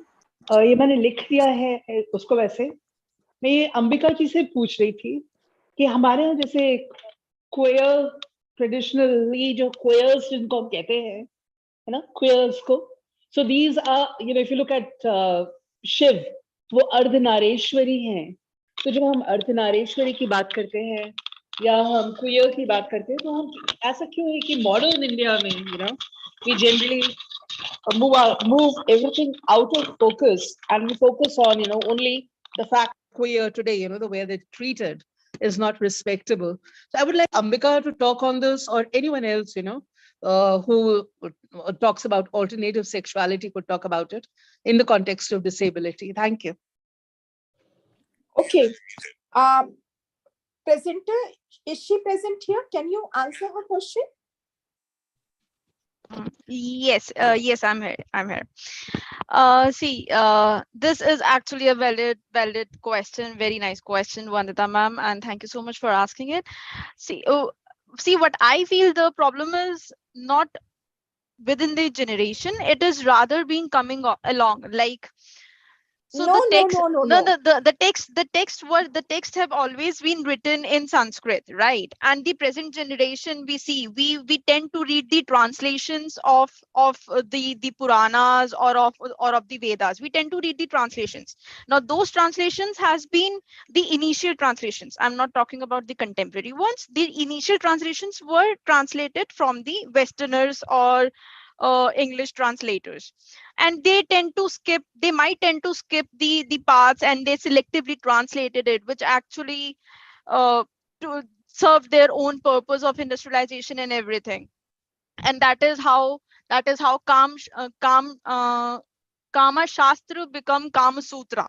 That was one of my presentations regarding queer liquidity of identity, which I had given in Istanbul. So when we talk about that, why contemporary India is out of sync with its past, that contributes a lot many factors, and I guess one of them is the lack of awareness, because we tend to, because in today's time also the children, they are more into Instagram stories, or they are more into TikTok videos. They are uprooted from their traditions, and so they are not really aware of what it is, or do not have complete knowledge. So yes, queer was associated, they are still associated with creative arts and spirituality. We have temples at Khajuraho and everything. But then yes, when it comes to sensitize the contemporary generation, or when it comes to teach them about our past, to teach them about Hindu culture, or to teach them that how queer and how the Ardhanari avatar, as you said, or how the tales of Lord Ayappa, or there are some tales of Lord Shiva, Lord Vishnu being the Mohini. We need to convey these stories, these anecdotes to the generation so that they understand and they get sensitized towards queer and the liquidity of identity. It's all because of culture. The way we have like I agree with her. Exactly, And exactly. yeah, The but culture, it is all the cultural we have hegemony is adopted. such. Yeah, you speak on. No, sorry. Continue. Actually, it is all because of culture and the way we have adopted culture, and it is all because of the need of the hour, right? The time queer were respected, क्योंकि अंतापुरम में उनकी duty लगती थी, right? They were taken many things. Visually challenged were important. Like they were different kind of duties which was assigned. लेकिन slowly हमारा progression हुआ, हम बहुत सारी चीजों के साथ प्रोग्रेस हुए, तो बहुत सारी चीजें लेफ्ट आउट हो गई जो उस समय रहती थी. तो it cultural transition, you can see that this has come to us and this has become as a disability. Otherwise it was not there like that. Thank you so much. Anything you would like to say, Beta? Yes, ma'am. I totally agree with Yagya Sharma that there may be instances that the translators purposefully omits important references to the role of queer in society in order to not only queer in society, queer towards or disability disabled, also. because the basic agenda was to to not let industrialization hamper. And if they start advocating or encouraging queer or homosexuality, then they won't get child labor, and it goes on and on. It'll go along with the child labor and low labor costs. So yes, this question has multiple layers in its answers, and not everything can be covered because we are already running short of time. Thank you, Ambika. Thank you. अब हम लोग short of time है, so please can we go to next session?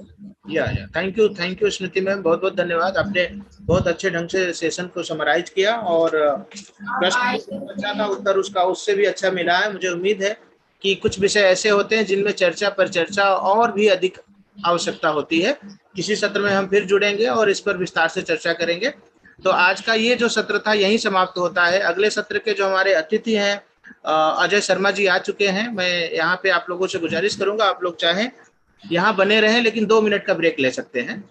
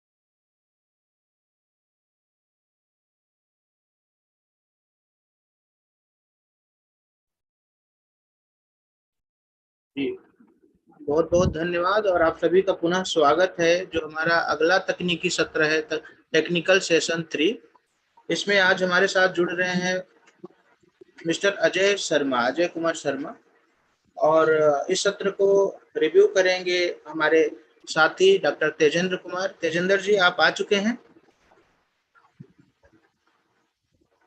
Tejendra ji ji sir, मैं यहीं पर हूँ। धन्यवाद sir. और अजय सर भी जुड़ चुके हैं ना? अजय सर दिख रहे हैं आपको?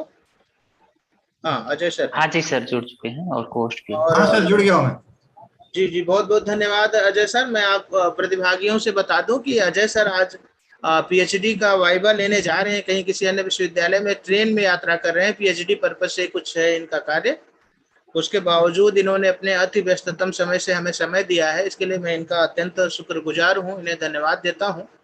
और चूंकि हमारा पिछला सत्र काफी विलंबित रहा है, तो हम लोग एक तरह से इस सत्र को सुपर फास्ट थोड़ा सा चलेंगे। आप लोग अन्यथा नहीं लेंगे, प्रश्न हम फिर कभी लेते रहेंगे। अजय शर्मा के बारे में थोड़ा सा जानकारी देना चाहूंगा। अजय शर्मा जी काशी हिंदू विश्वविद्यालय से आपने बीलिप और एमलिप किया हुआ है, और हमारे लिए बड़े परम सौभाग्य की बात है कि हमारे बैचमेट रहे हैं। हम लोग हॉस्टल में भी एक साथ रहे हैं। काफी लाइब्रेरी जगत में जो उभरता हुआ सितारा, उसके रूप में इनकी गणना की जाती है। बड़े प्रबुद्ध लाइब्रेरियन है, बड़े इनोवेटिव जो आइडियाज इनके दिमाग में रहते हैं, उन्होंने इसको लाइब्रेरी में अप्लाई किया है। वर्तमान में आप विश्व भारती शांति निकेतन में जो चीना भवन और हिंदी भवन लाइब्रेरी है, उसके इंचार्ज हैं। और हो सकता है कुछ छूट जाए तो अजय जी हमें क्षमा करेंगे, उसको सुधारेंगे। और आप अपने स्टडी पर्पस से चाइना भी विजिट कर चुके हैं, चीन देश की यात्रा कर चुके हैं, कई अवार्ड्स इन्हें प्राप्त हुए हैं। इन्होंने एक बुक लिखा है, इसके अलावा 4 चैप्टर भी इनके पब्लिश हो चुके हैं जो लाइब्रेरी से संबंधित है। इसके अलावा लाइब्रेरी से ही संबंधित एक रिसर्च जर्नल का भी ये आप जो है संपादन कर रहे हैं। तो बहुत ही कम उम्र में काफी ख्याति अर्जित कर लिया है अजय शर्मा जी।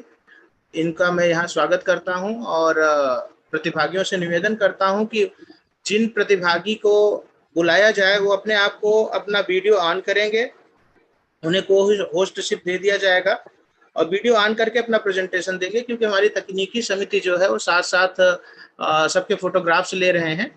तो बाद में आप लोग खुद ग्रुप में डालते हैं कि हमें फोटोग्राफ चाहिए, तो उसके लिए यह निवेदन है आप लोगों से। बाध्यता नहीं है, अगर किसी के साथ नेटवर्क की समस्या है तो उसे समझा जा सकता है, लेकिन कोशिश करें। तो आज के जो पहले अजय शर्मा सर, अगर आपकी अनुमति हो तो हम लोग सीधे शोध पत्र पर आते हैं। हाँ, धन्यवाद सर आपका बहुत अच्छे इंट्रोडक्शन देने के लिए। और yes sir, we can move on the session sir. जी सर, अगर आप सर वीडियो ऑन करके एक बार हाय बोल देते तो हम लोगों का हौसला बढ़ जाता। Sure sir, sure. मुझे पता है आपके पास थोड़ी सी समस्या है तकनीकी। बाकी आज के जो पहले प्रेजेंटर हैं वो है मिस नोबल। आपका जो विषय है disability studies and post humanism a brief study, MS Noble. Tejinder ji, आप उन्हें देख पा रहे हैं? जी सर, बिल्कुल। संभवतः उपस्थित नहीं है क्या? जी सर, मैं यहीं पर हूँ और आपका वीडियो भी जी। नहीं, MS नोबल के नाम से जो प्रतिभागी हैं, जो शोध पत्र प्रस्तोता हैं, वो यहाँ उपस्थित हैं या नहीं है? नहीं सर, वो नहीं है। हम नेक्स्ट मूव कर सकते हैं। ठीक है, ठीक है। नेक्स्ट जो प्रस्तुतकर्त्री हैं कृषांगी सिंह और प्रोफेसर अनिल अनेजा, ये दोनों ने शोध पत्र मिलकर लिखा है। कृषांगी सर हमारे लिए बड़ी अच्छी बात है, सौभाग्य की बात है कि हमारे कॉलेज में ही इंग्लिश पढ़ाती हैं। इंग्लिश की प्रबुद्ध छात्रा होने के साथ साथ प्रबुद्ध अध्यापिका भी हैं आप। आपका विषय है mental illness and visual disability in Aankhen. Aankhen कोई मूवी आई थी, संभवतः या कोई उपन्यास होगा, मुझे नहीं पता, बताएंगी। उसके विषय में आप अपना बात रखना चाहते हैं। कृषांगी सिंह, आप अपने सर कोस्ट बना दीजिएगा। हाँ, ओके जी। क्या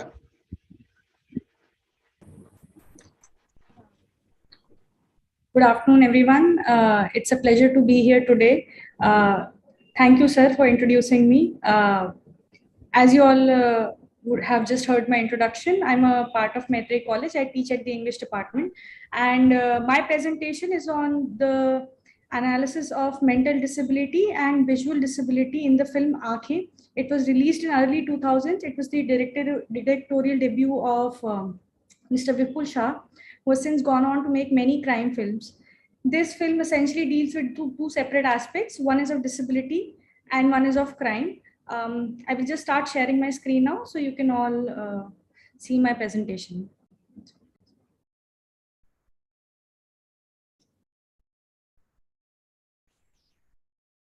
This presentation was made during my PhD coursework and submitted to Professor Anil Anija, who's the head of Department of English here at Delhi University. So before I begin the presentation, I would like to thank him very much for his guidance and his contribution into the paper.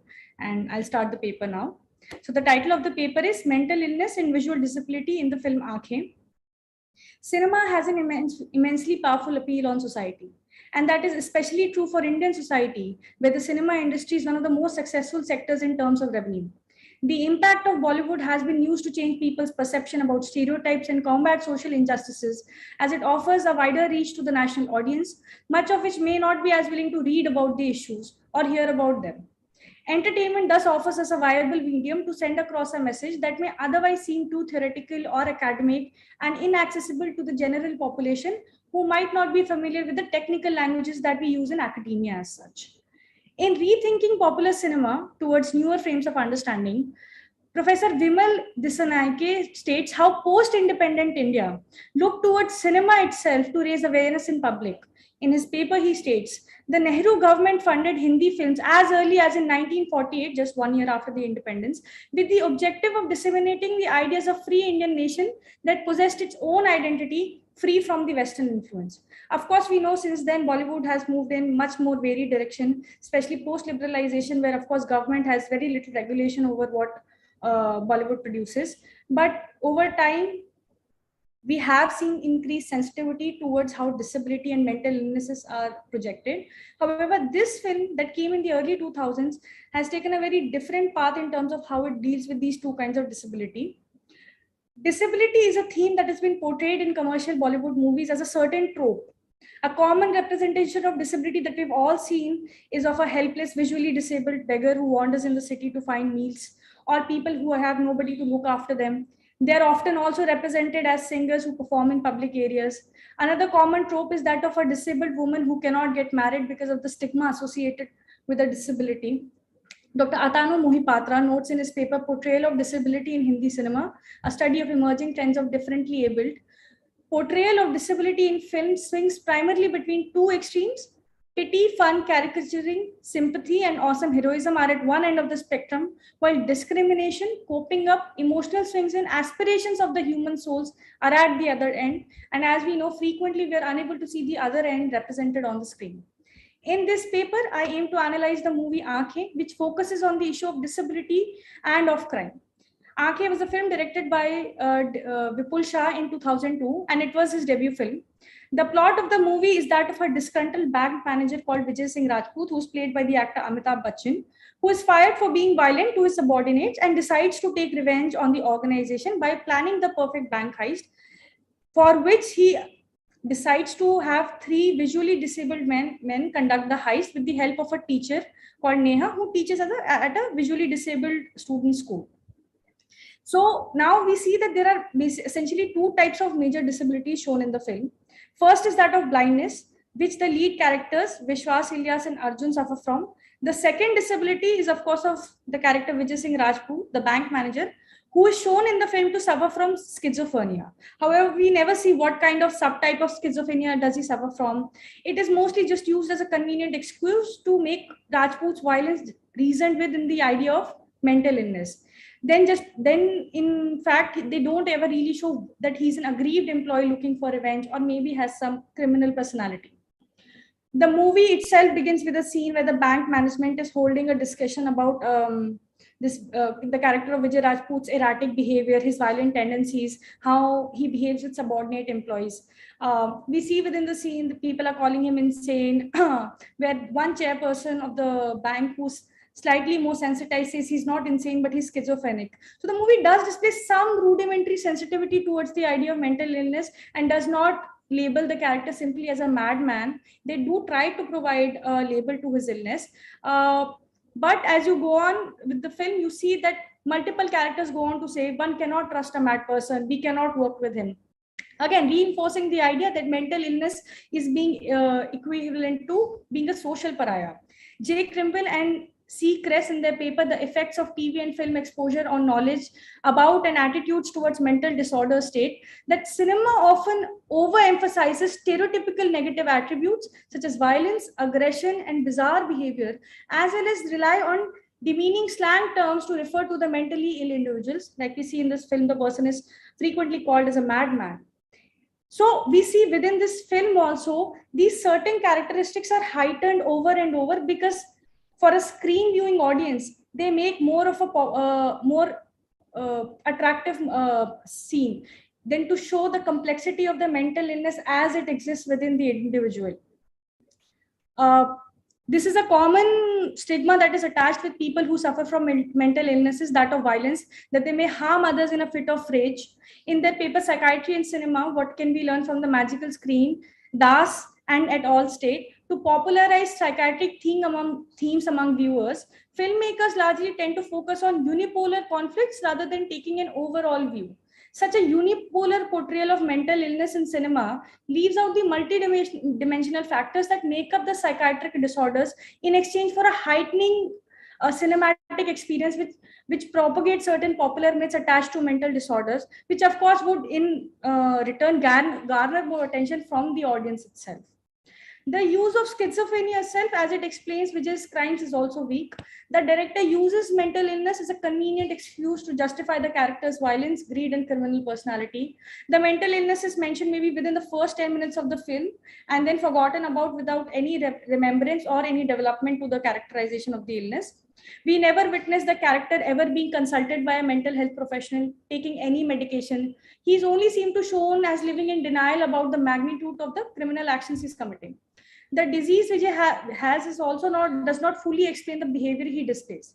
Dr. Atanu Mahapatra, in his paper Portrayal of Disability in Hindi Cinema, further states, the way mental illness is used in the narrative of the film is determined by the state of the society and the reflection of political and economic factors which are prevalent at a specific time in the history and culture of society.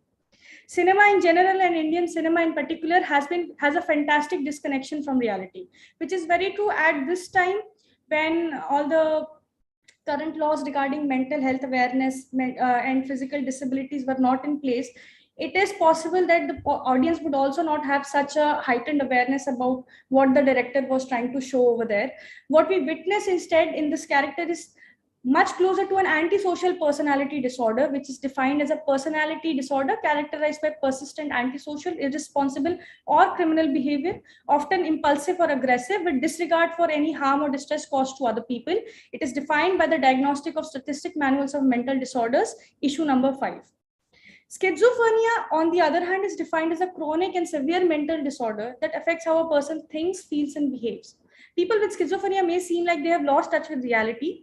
And although schizophrenia is not as common as other mental disorders, the symptoms can be very disabling. It's according to the National Institute of Mental Health of USA. Psychotic symptoms are frequently displayed in this illness, such as delusions, hallucinations, and thought disorders. Amitabh Bachchan's character Vijay Rajput does not display any signs of loss of concentration, motivation, inability to process any kind of information, or any loss of touch with reality. In fact, one could argue that the character is in fact hyper aware of the reality while plotting the robbery. He's aware enough to never come in contact with people or speak to the 3 disabled individuals who are robbing the bank on his behalf. He's even trying to make sure that his name never comes up even if the characters are caught. Commonly enough, the idea of criminal insanity is used in Western crime novels and films also, where the criminality of the perpetrator is assigned to the mental disturbance, which is what Vipul Shah seems to have taken an inspiration from. Here I paraphrase Dr. John Douglas. He's a retired FBI special agent who specializes in criminal behavior and has written several true crime texts on the same issue. He states, I have rarely known men with severe mental illnesses who escape after committing crimes because they are generally too unaware of the consequences to plan the escape or hire a lawyer to put forth the criminal insanity defense. It is usually criminals with high intelligence and antisocial personalities that use the rules of criminal insanity to manipulate the judicial system to give them lesser sentences. So as you see here, there is a lot of disconnection between the kind of mental disorder that is associated to the character versus what the character goes on to do in the film. Now we move on to the second kind of disability that is shown in the film, which is visual disability. We see three men. The characters' names are Vishwas, Ilyas, and Arjun, who are shown to be completely visually impaired and do fall into certain common Bollywood tropes regarding disability. Vishwas, the first character, is played by Akshay Kumar, who is shown to have an accident before his wedding, which leads Prashangi madam, आप conclude करिए. Okay, sir. I'll just move towards the conclusion of my paper. I'm sure the paper will be available for reading, from where on you can read about the physical disability that has been explained in the paper.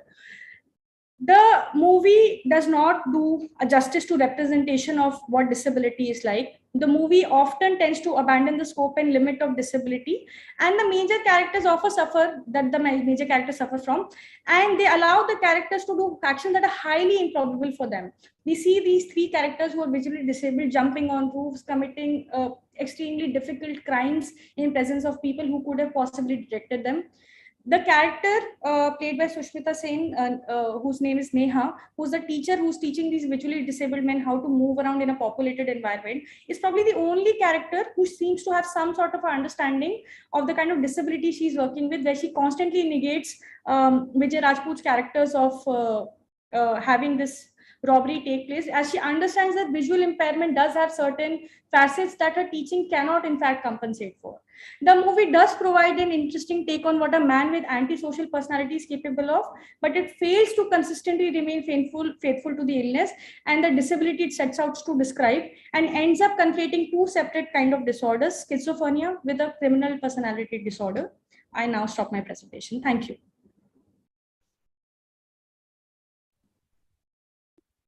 धन्यवाद प्रशांगी जी. Thank you, sir.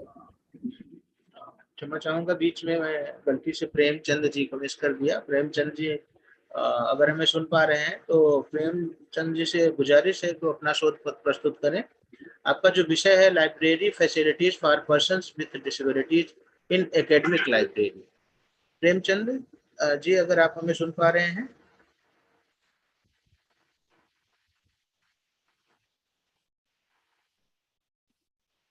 Premchand ji, हमने आपको को host बना दिया है.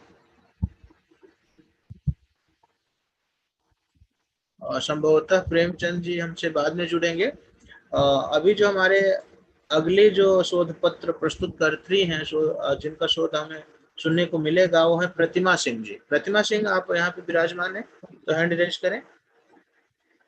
प्रतिमा सिंह जी. जी, प्रतिमा जी का जो विषय है वो है a desire to deface and exploration of disability, social space and discourse. जी, over to you Pratima ji.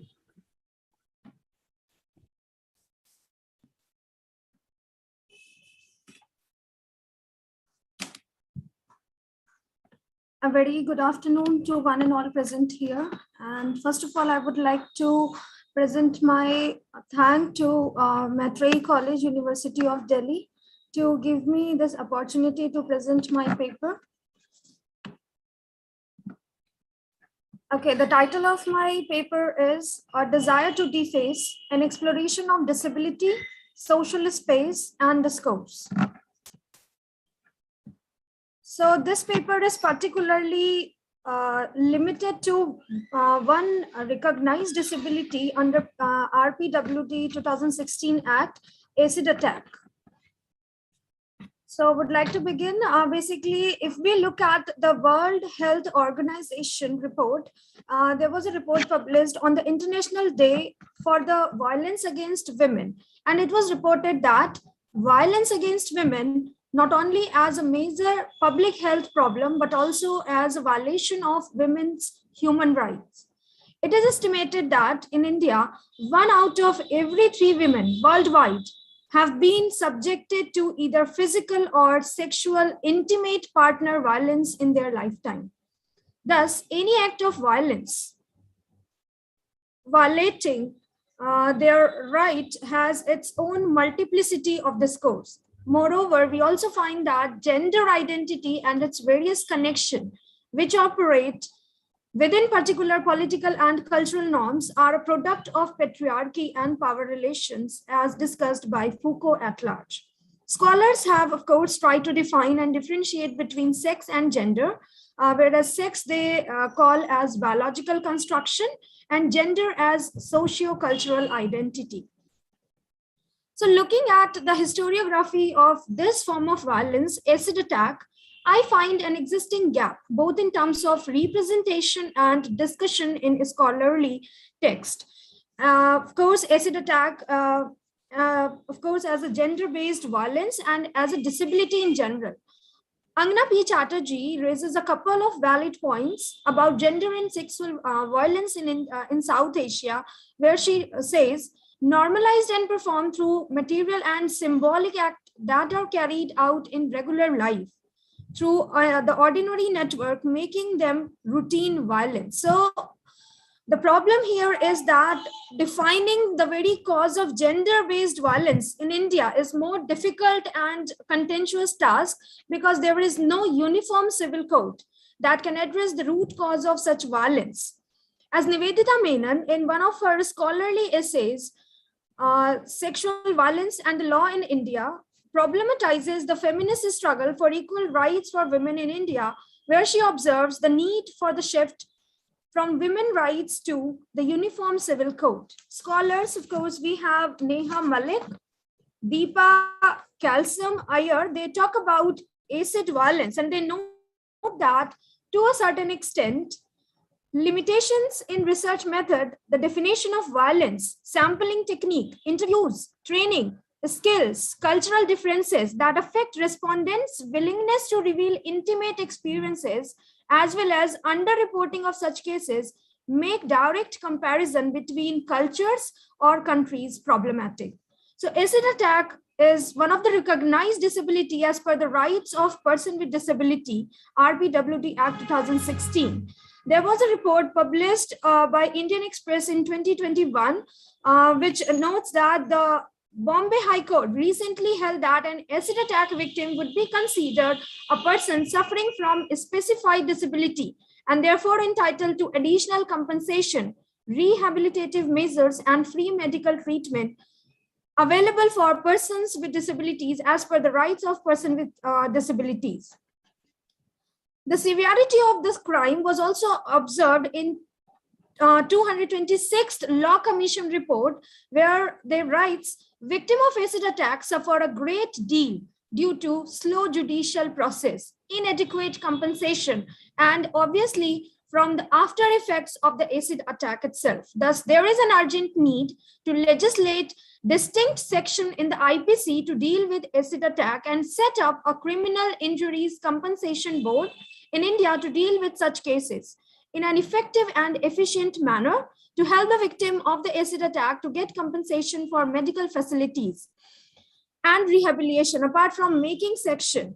So this came in 2009 and this was 226th report. So we find that after this Amendment Act of 2013, acid attack had been mounted and swelled various sections and it was inserted in the Code of Criminal Procedure and Indian Evidence Act. So this has been also observed by Goswami in his paper. So to begin with, of course, to gain an insight into the society which thrives on physical beauty, perfection, perfect body, what we call normal, it is interesting to start with an outline of bodily perfection.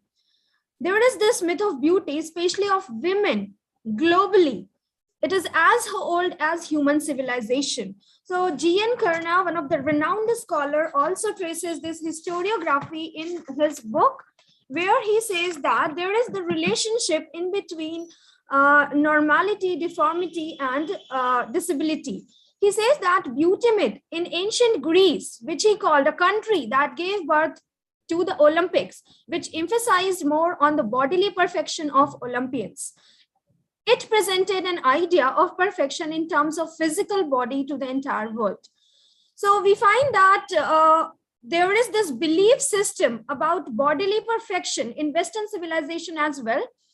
The body is the physical space where spirit resides. So we find that scholars do have tried to define that how body is the source of evil in mankind, especially if I talk about Christianity. It is the source of suffering. It is the source of shame, endless pain. And thus, we find that the malfunction or disease, or maybe what we know as disability, it is treated as natural, which indicates moral failure of the person. The patriarchal structure of the society also makes the condition of women more vulnerable, because in India, still women are seen as property. They are subjugated, expected to be loyal and honest, and refusal of women into the domestic world is not at all expected. There is zero tolerance for those who breach the carefully produced natural order of society by refusing to conform to norms of looks and behavior. So now let us consider acid attack and its implication. We find that, of course, nobody will accept it as either we have the patriarch or maybe the common civil opinion. People will not consider as an acceptable crime. So women from the very recent time were considered to be the property of the father, as is noted in Manu Smriti as well. And later she became the property of the husband, who received her as a gift from her father. And when she became a widow, it was son who protected her and controlled her. So it is evident here that the life of women is always regulated by men since ancient times, and men are not used to hearing no.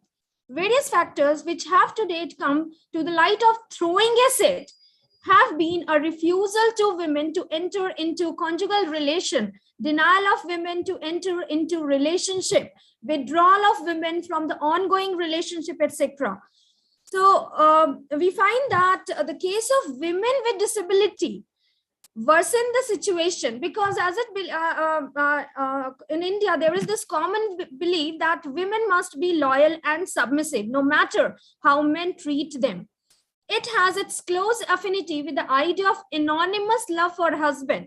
And the records of urban space in India present disability in a new light. And this is what my paper focuses upon. Michel Friedner, in his essay, he quotes and says that there is a growing body of disability studies literature that attends to asociality and different ways of engaging social interactions as a valued way of being in the world.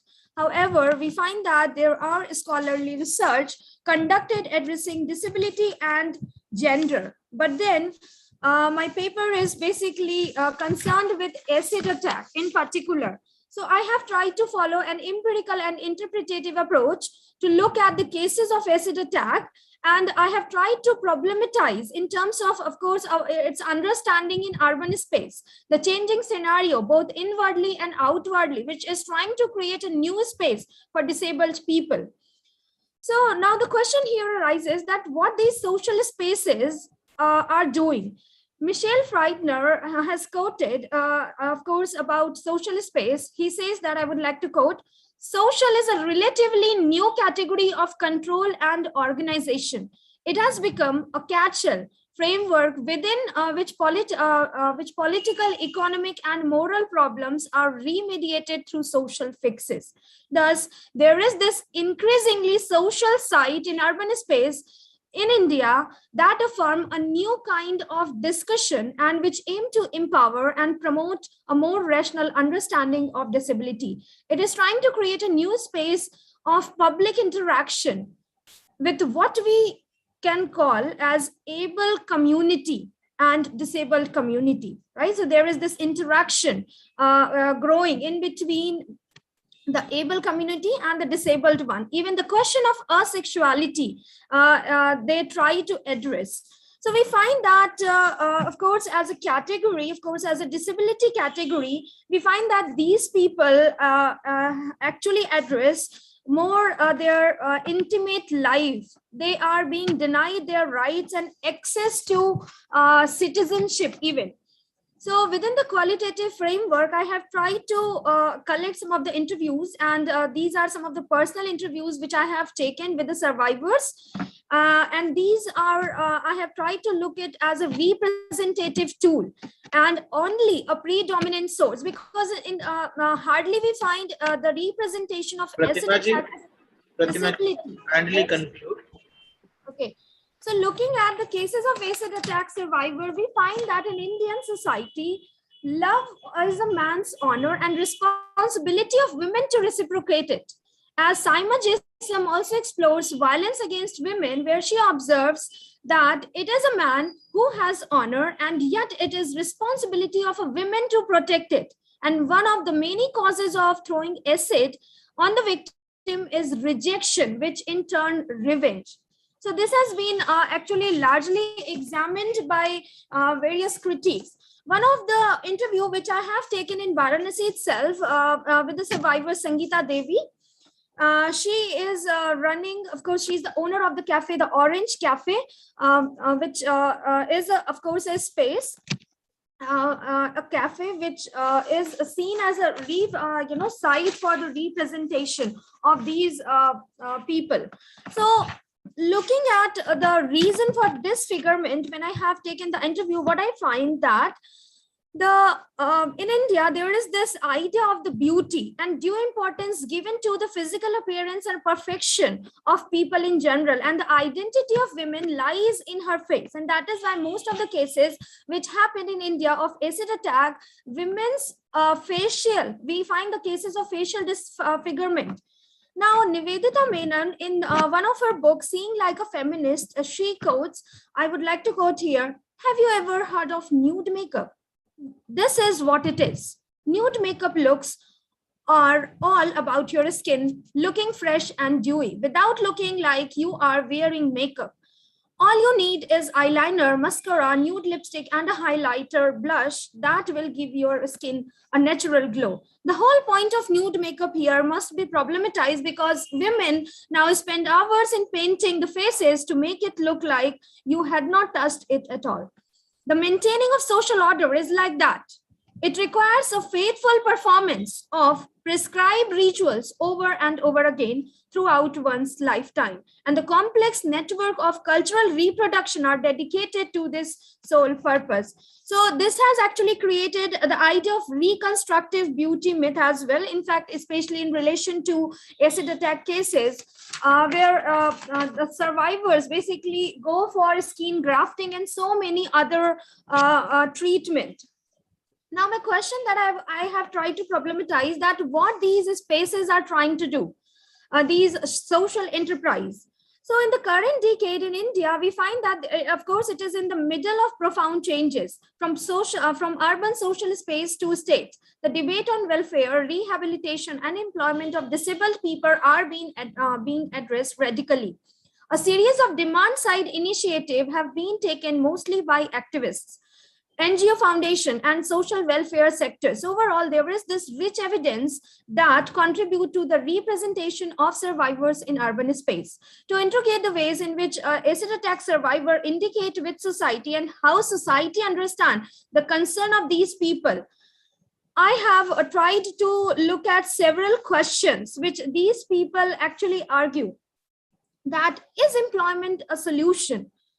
What are the ways in which disabled people try to adjust themselves to fit into the norms? Are these places reconstructing a myth of inclusion and a place of support? What are the ways in which they articulate the self in public space? How does body become the right body? What does a body have the right to enter into public space. So these several questions come in the discussion of disability and social space, and bringing together all these spaces, we find that urban spaces try to situate disability in a new unique manner. And looking at this very initiative, we find that the real experience of the people lies in everyday activities we perform. When I was taking interview, Sangeeta, the survivor, has addressed some of the very fundamental basic question of our life.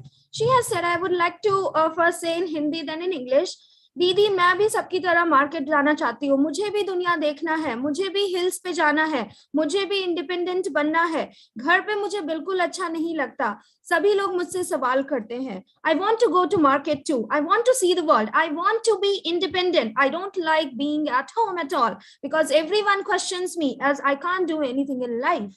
So this addresses in public spaces actually reveals the reflections, right, which are used in order to scare and made these people felt afraid.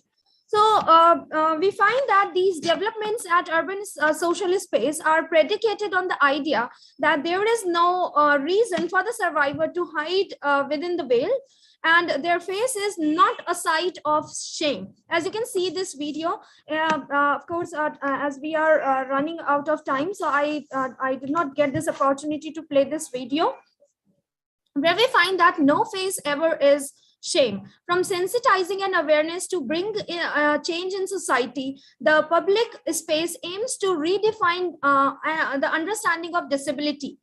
So we find that these cafes like the Orange Cafe, which is there in Varanasi, and we have some more cafe like Sero's Hangout, Make Love Not a Scars.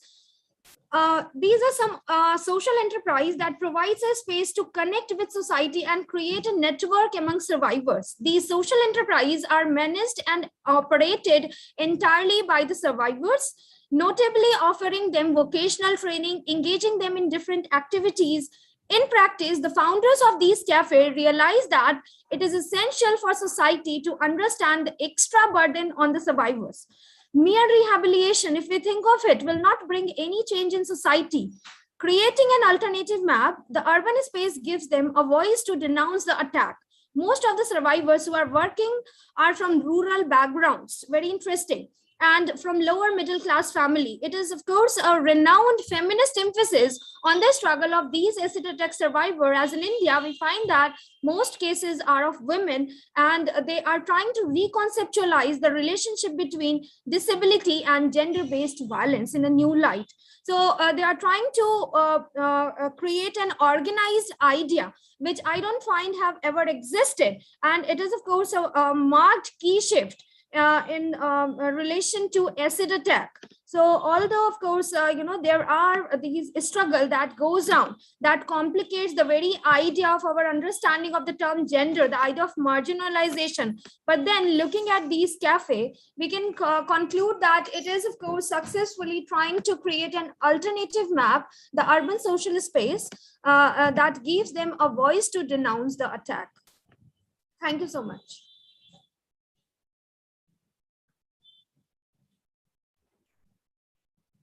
बहुत बहुत धन्यवाद प्रतिमा सिंह जी, आपने एक बेहद संवेदनशील विषय की ओर हम लोगों का ध्यान आकर्षित किया। निश्चित तौर पे हम सामाजिकों का उत्तरदायित्व है कि उनके पास प्रति विशेष ध्यान रखें, और गवर्नमेंट ने तो नियम बना दिया है, उसका सही ढंग से इम्प्लीमेंटेशन हो, यह भी बेहद जरूरी है। और बिना वो सामाजिक सरोकार, बिना हम लोगों के प्रयास से नहीं हो सकता। तो आपने बहुत ही एक ज्वलंत विषय को रखा, इसके लिए आपको बहुत बहुत धन्यवाद। जो अगली हमारी शोध पत्र प्रस्तुतकर्त्री हैं मनीषा सलूजा जी हैं। आप मैत्रेयी महाविद्यालय मैत्रेयी कॉलेज में इंग्लिश की प्राध्यापिका हैं, सोशल एक्टिविस्ट हैं और इंग्लिश की बहुत अच्छी जानकार हैं। मनीषा सलूजा जी, अगर आप यहाँ विराजमान हैं, उपस्थित हैं, तो आपसे आग्रह है कि आप अपना शोध पत्र पढ़ें यहाँ पे। तेजेंद्र सर, क्या आप देख पा रहे हैं मनीषा जी? नहीं सर, एक्चुअली वो अवेलेबल नहीं है। Okay okay, no problem. हम लोग आगे बढ़े। सॉरी सर, एक्चुअली यज्ञ शर्मा हाँ हाँ है एक्चुअली यज्ञ शर्मा नाम से ज्वाइन किया हुआ है। योग्य शर्मा, ओके, हम योग्य शर्मा को को-होस्ट बना रहे हैं जी और उन्हें बोलिए आप चिंता ना करें, आप अनम्यूट अवश्य कर पाएंगे। योग्य शर्मा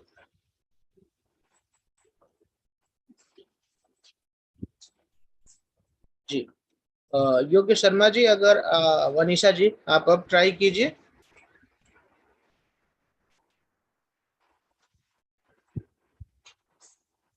सर एक्चुअली यज्ञ शर्मा जी है, उनको बनाया गया, योगेश जी नहीं है। अच्छा, नाम में कंफ्यूजन। हाँ जी, वाई है जी वाई है। यस। अच्छा, ओके जी जी, बिल्कुल, शर्मा नाम से कंफ्यूजन हो गया, हमने योग्य शर्मा जी को बना दिया, ये यज्ञ शर्मा जी थे, क्षमा चाहेंगे। यज्ञ शर्मा जी, मनीषा जी, हाँ, स्वागत है आपका, आप अपना शोध पत्र पढ़ें और अपने जो आपका जो विषय है डिसेबिलिटी एंड जेंडर, इसके आगे वाली चीजें बहुत टफ हैं, मैं नहीं पढ़ूंगा, मैं चाहूंगा कि आपके मुंह से ही सुने, उसे मुखार बिंदु से। तो मनीषा जी आपका स्वागत है, आप अपना शोध पत्र पढ़ें। धन्यवाद। Thank you so much, Pramod sir. I would very quickly begin by thanking the organizers of this conference to give me this opportunity to share my ideas. I have a concise version of longer paper, which has been edited recently to fit into the time limit, and I will read through it not very quickly, but also not very slowly, because I do not want to overshoot the time allowed. The title of my paper is Disability as Biological Alterity, Studying Mad Max Fury Road from the Critical Disability Discourse Perspective. The critical disability discourse has repeatedly discussed the need to consider sociological and cultural aspects as equivalent factors while studying disability as other rights-based ones. It has been pointed out effectively that social biases, stereotyping, discrimination, and identity-based exclusion continue to make experiences for the disabled challenging despite improved legal rights and better medical support structure. This presentation, therefore, focuses on representation of the disabled in popular media, in this case, the 2015 fourth sequel of the Australian dystopic franchisee Mad Max Fury Road. I would like you to explain my choice of this cinematic text. Mad Max is a speculative film situated in the climate change-driven dystopian future with a female and partially disabled protagonist. The plot is premised on a power hierarchy that is meticulously maintained by sole ownership of the precious resource water in the now desertified land and perniciously perpetuated by embedding all residents in a mythico-religious narrative and belief structure. Interestingly, majority of the population of this dystopian world is diseased or disabled, as is the monarch slash patriarch slash master who appellates himself as Immortan Joe. His oldest son is wheelchair bound and suffering from a genetic bone disease, while his minister, known as People Eater, is also disabled. It is safe to say that the universe of this film is populated by the mutilated, diseased, and disabled.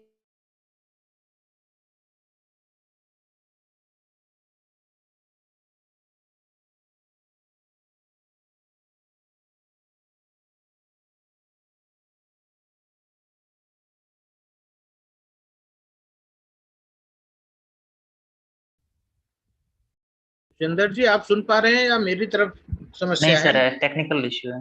Okay okay, क्षमा चाहेंगे, मनीषा जी की तरफ से तकनीकी व्यवधान आने के कारण थोड़ी सी जो उनका प्रेजेंटेशन है, उनकी प्रस्तुति है, अभी रुकी हुई है। जैसे ही वो नेटवर्क एरिया में आती है, नेटवर्क ठीक होता है, आप लोग उन्हें पुनः सुन पाएंगे।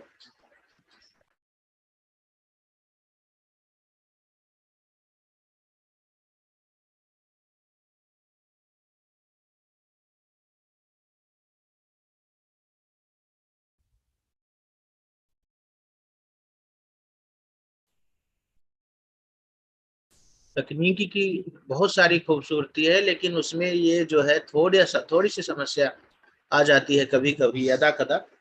अगर नेटवर्क एरिया से आप कहीं बाहर गए और कहीं नेटवर्क आपके एरिया में या जहां आप हैं वहां नहीं है, तो ये समस्या अवश्य आती है। इसके लिए हम लोग तैयार हमें तैयार रहना चाहिए, क्योंकि देखिए इतनी सारी प्रस्तुति होने के बाद एक प्रतिभागी है जिनके साथ इस तरह की थोड़ी समस्या आई है, और मुझे उम्मीद है कि आप लोग इंतजार करेंगे। और अगर आप में से कोई प्रश्न पूछना चाहता है जो प्रेजेंटेशन अभी हो चुके हैं, उससे संबंधित तो आप चैट बॉक्स में रख लें। और अगर हमें अच्छा, अजय शर्मा सर को भी नेटवर्क की समस्या आ रही है, वो चाह रहे हैं कि हम सत्र छोड़ सकते हैं। मैं आपसे गुजारिश करूंगा सर, जब तक नेटवर्क एरिया में है तब तक बने रहे, नेटवर्क जाएगा तो आप भी चले जाइएगा, और अगर नेटवर्क रहे तो आप हमारे साथ बने रहेंगे, हमारा उत्साहवर्धन होगा। अगले जो प्रतिभागी हैं प्रेमचंद जी, प्रेमचंद जी आप हमें सुन पा रहे हैं? जी सर। प्रेम सर के बारे में बताना चाहेंगे कि प्रेमचंद जी बहुत ही कर्मठ लाइब्रेरी में एक बहुत ही योग्य एम्प्लाई हैं, और आपके साथ यह है कि आप आज के दिन भी छुट्टी नहीं ली, जबकि आप चाहते तो छुट्टी ले सकते, लेकिन अपने कार्य को देखते हुए इन्होंने सिर्फ और सिर्फ वहाँ इंडिकेट कर दिया है कि मेरा पेपर प्रेजेंटेशन होना है। ऑनलाइन में इस तरह की कोई बाध्यता नहीं होती कि वो छुट्टी लें, और हम लोग भी उनसे गुजारिश करेंगे कि वो चूंकि अपने ऑफिशियल वर्क को भी अंजाम दे रहे हैं, तो उन्हें अति संक्षेप में से अपने विषय को रखें और मुख्य बात उन्होंने क्या अपने शोध पत्र में किया है उसके बारे में दें, और हम लोग विस्तार से तो बाद में पढ़ लेंगे। सर मैं कहना चाहूंगी, मैंने देख लिया है नूपुर जी, बहुत बहुत धन्यवाद। मनीषा जी 5 मिनट में ज्वाइन करेंगी। लास्ट अनामिका सिंह मैडम, उनसे अनुरोध है कि वो तैयार रहे अपने शोध पत्र के साथ। प्रेम जी आप अपना शोध पत्र पढ़ें।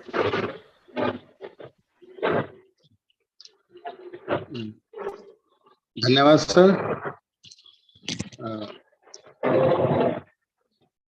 हेलो, आवाज आ रही है सर? बिल्कुल आ रही है।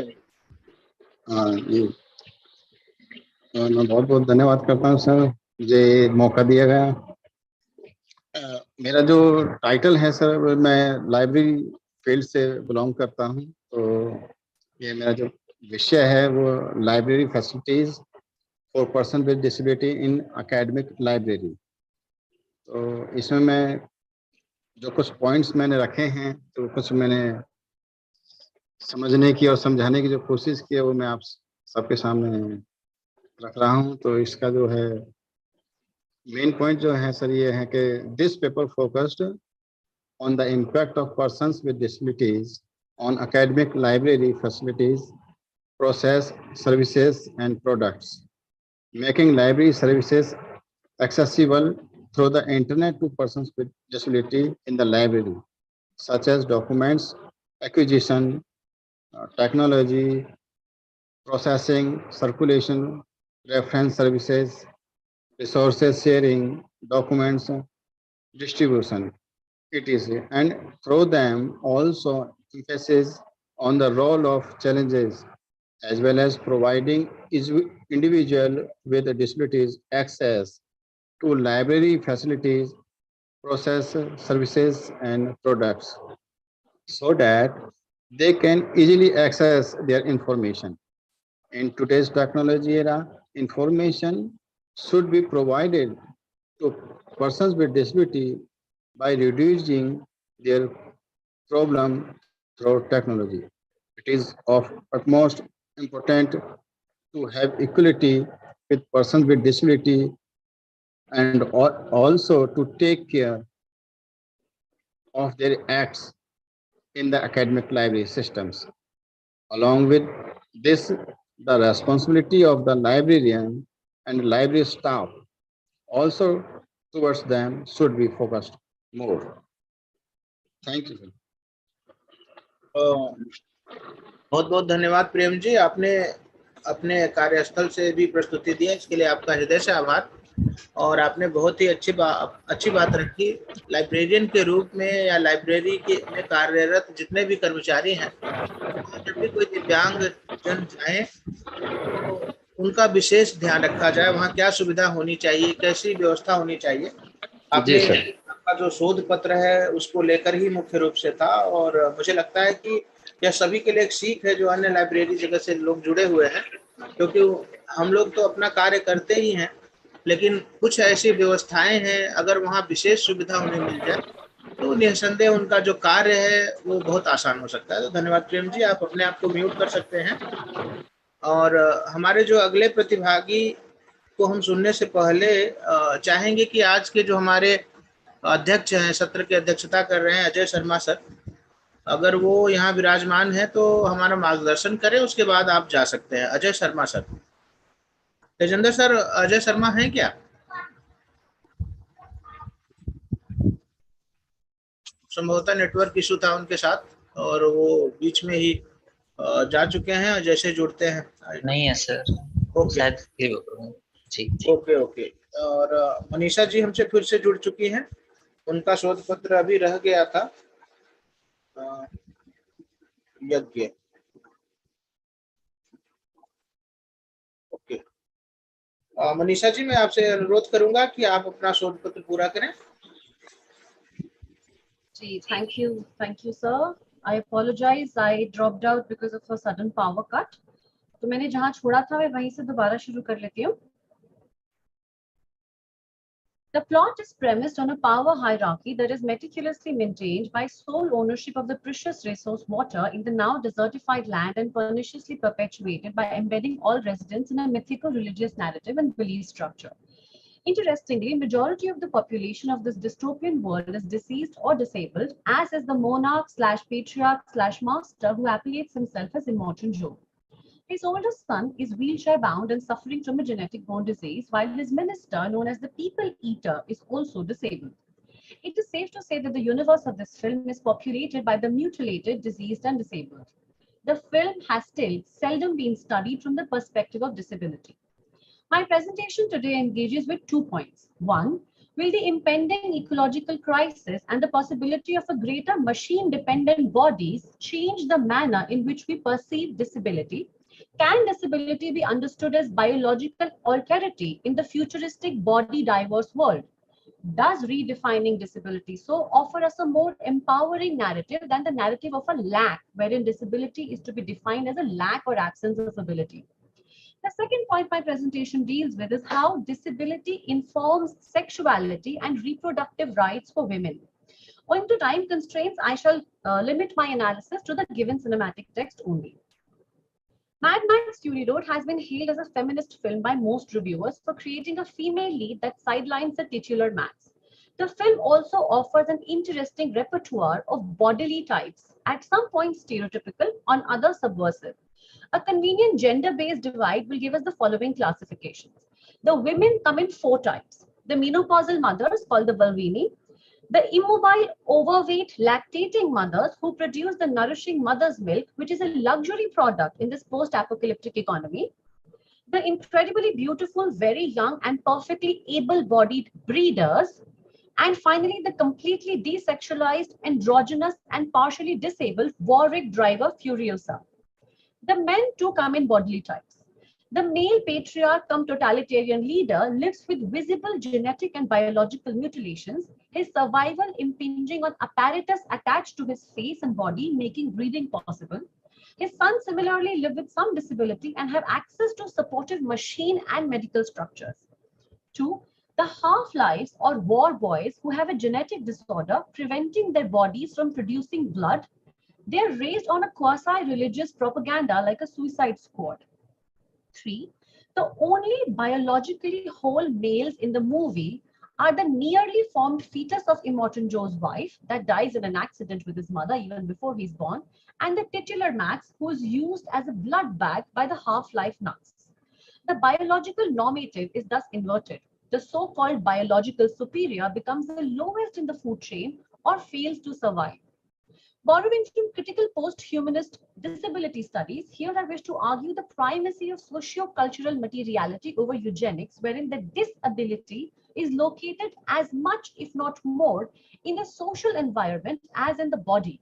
It is the ableist discourse and its limitations that result in disenfranchisement of the disabled.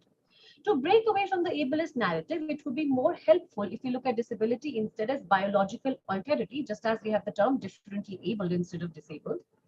Dan Goodley, in his essay Disentangling Critical Disability Studies, notes, and I quote, one of the initial contributions of 20th century disability studies was to sever the causal link between body and disability as a direct riposte to medicalized and psychologized hegemonies of disability that cited disability as a personal tragedy or biological deficiency and psychical trauma, disability studies relocated disability to social, cultural, economic, and political registers. Having an impaired body did not equate with disability. In contrast, disability was the problem of society. While a strong sociological analysis of disability became ever more acceptable in disability circles, questions still abound about the absent presence of the impaired body. When a cult film places multiple disabled bodies in power positions as well as soldiers of war, it ruptures the ableist narrative in the popular imagination. As the able-bodied Max slips from the war rig in his attempt to escape bullets, Furiosa uses her prosthetic arm to hold him despite being severely injured. There is no obvious mention of Furiosa's disability in the film except in one scene that prominently showcases it, and her capacities are in no manner limited by her bodily disability. She is entrusted by Immortan Joe to drive a war rig to procure oil and by his wife to extract them from the citadel and protect them from Joe. Owing much to the work of Judith Butler and Gilles Deleuze, we are pressed to think about the ways in which non-normative bodies are performative entities, illuminating but also potentially refuting corporeal standards. Disabled bodies challenge normative ideas of able bodies. This can be productive. Indeed, impaired embodiment demands new, inclusive, and potentially exciting forms of response from others. Mad Max presents to us a world where the power corridors are inhabited by these bodies that are non-normative and at times also rule over the so-called healthy able bodies. The access to power and hegemony comes through control of ecological resources. Can one then say that material ownership can erase the bodily narrative? Can we completely relocate disability from the body to culture? Will the body not matter? But bodies do matter for critical disability studies. The question, however, is how do bodies matter? Or perhaps more accurately, how do they become materialized, that is, made to matter? Any attempt to answer this question is further problematized when we reach the crossroads of gender and disability, as both are functions of bodily performance. While the film offers a subversive understanding of the differently abled body and its relation to power, it becomes almost stereotypical in the Immortan Joe's fetish for the perfectly abled progeny. Manisha ma'am 2 minute और लगेंगे sir. हाँ okay सिर्फ 2 minute और. He has procured and kept safe, literally in a vault, like valuable possessions, 5 wives that are perfectly able-bodied with the sole purpose of producing a perfect son. The fertile or sexually desirable women in the film take on the traditional roles of nurturing and procreating and are enslaved, but offered resources and protection. The ones outside this realm are free, but discarded to the desert with no water and acidic sand. Whether the Vulvinis, the women past their reproductive age who now carry seeds to different crops only as a memory of the past green place, or Furiosa, who is deliberately desexualized and androgynous. The differently bodied woman who is capable of driving a war rig and eventually kills Immortan Joe will not be the inheritor of the new land, though she may as well become its protector. While most of the Vulvinis perish in the journey back to the citadel, Furiosa is seriously injured. It is the breeders who inherit the seeds for the future as well as the citadel along with the milking mothers.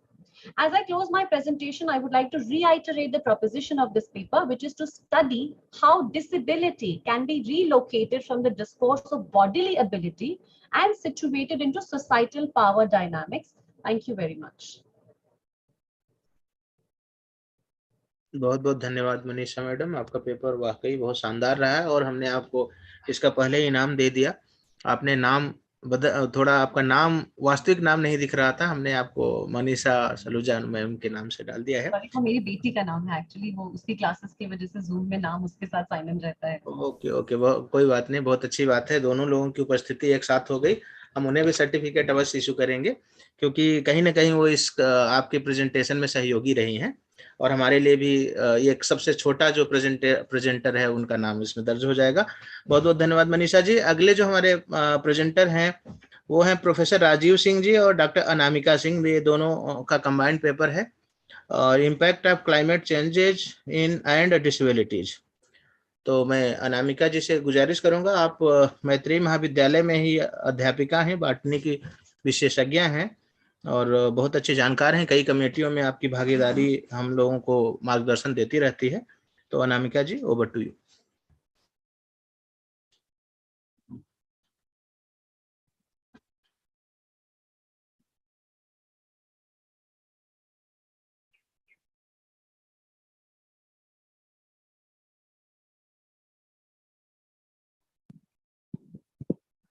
Good afternoon, everyone. I'm audible. Yes, but not Okay, so, thank you so much, organizers and conveners, for giving me such a nice opportunity. And my topic of my presentation is impact of climate change and disabilities. So it is such a beautiful topic, and how I can incorporate the impact of climate change with disability is really a very thoughtful process, because everyone is aware that what is climate change. Climate change is basically, it is a measurable change in temperature, precipitation, wind zone, ozone layer, and cloud properties, greenhouse gases, and also about the air pressure. So it is the range of temperature or precipitation which can be calculated with due course of time. It is not about the change of temperature within a shorter span of time, that today temperature is suppose 36 and tomorrow it is 48, then it leads to climate change. But it is basically, it is a very large span of time which is taking the slow change in the climate, and that affects the earth temperature automatically. So changes in the single parameter causes variation in other factors, definitely with due course of time. So temperature changes causes due to expansion of these greenhouse gases. These greenhouse gases are basically a combination of different gases. They are produced at the time of different functions performed by the human beings, as well as by plants also. And every activity which is performed on the earth is definitely going to produce some of the gases. They are beneficial, at the same time harmful too. So these greenhouse gases are basically harmful, giving some harmful effect. But naturally, why these greenhouses gases are required? Because they maintain the earth temperature. That means the warmness of temperature is maintained by these greenhouse gases. So rise of temperature drives other climatic changes like increased evaporation on the earth's surface, water, increased precipitation, glacier melting.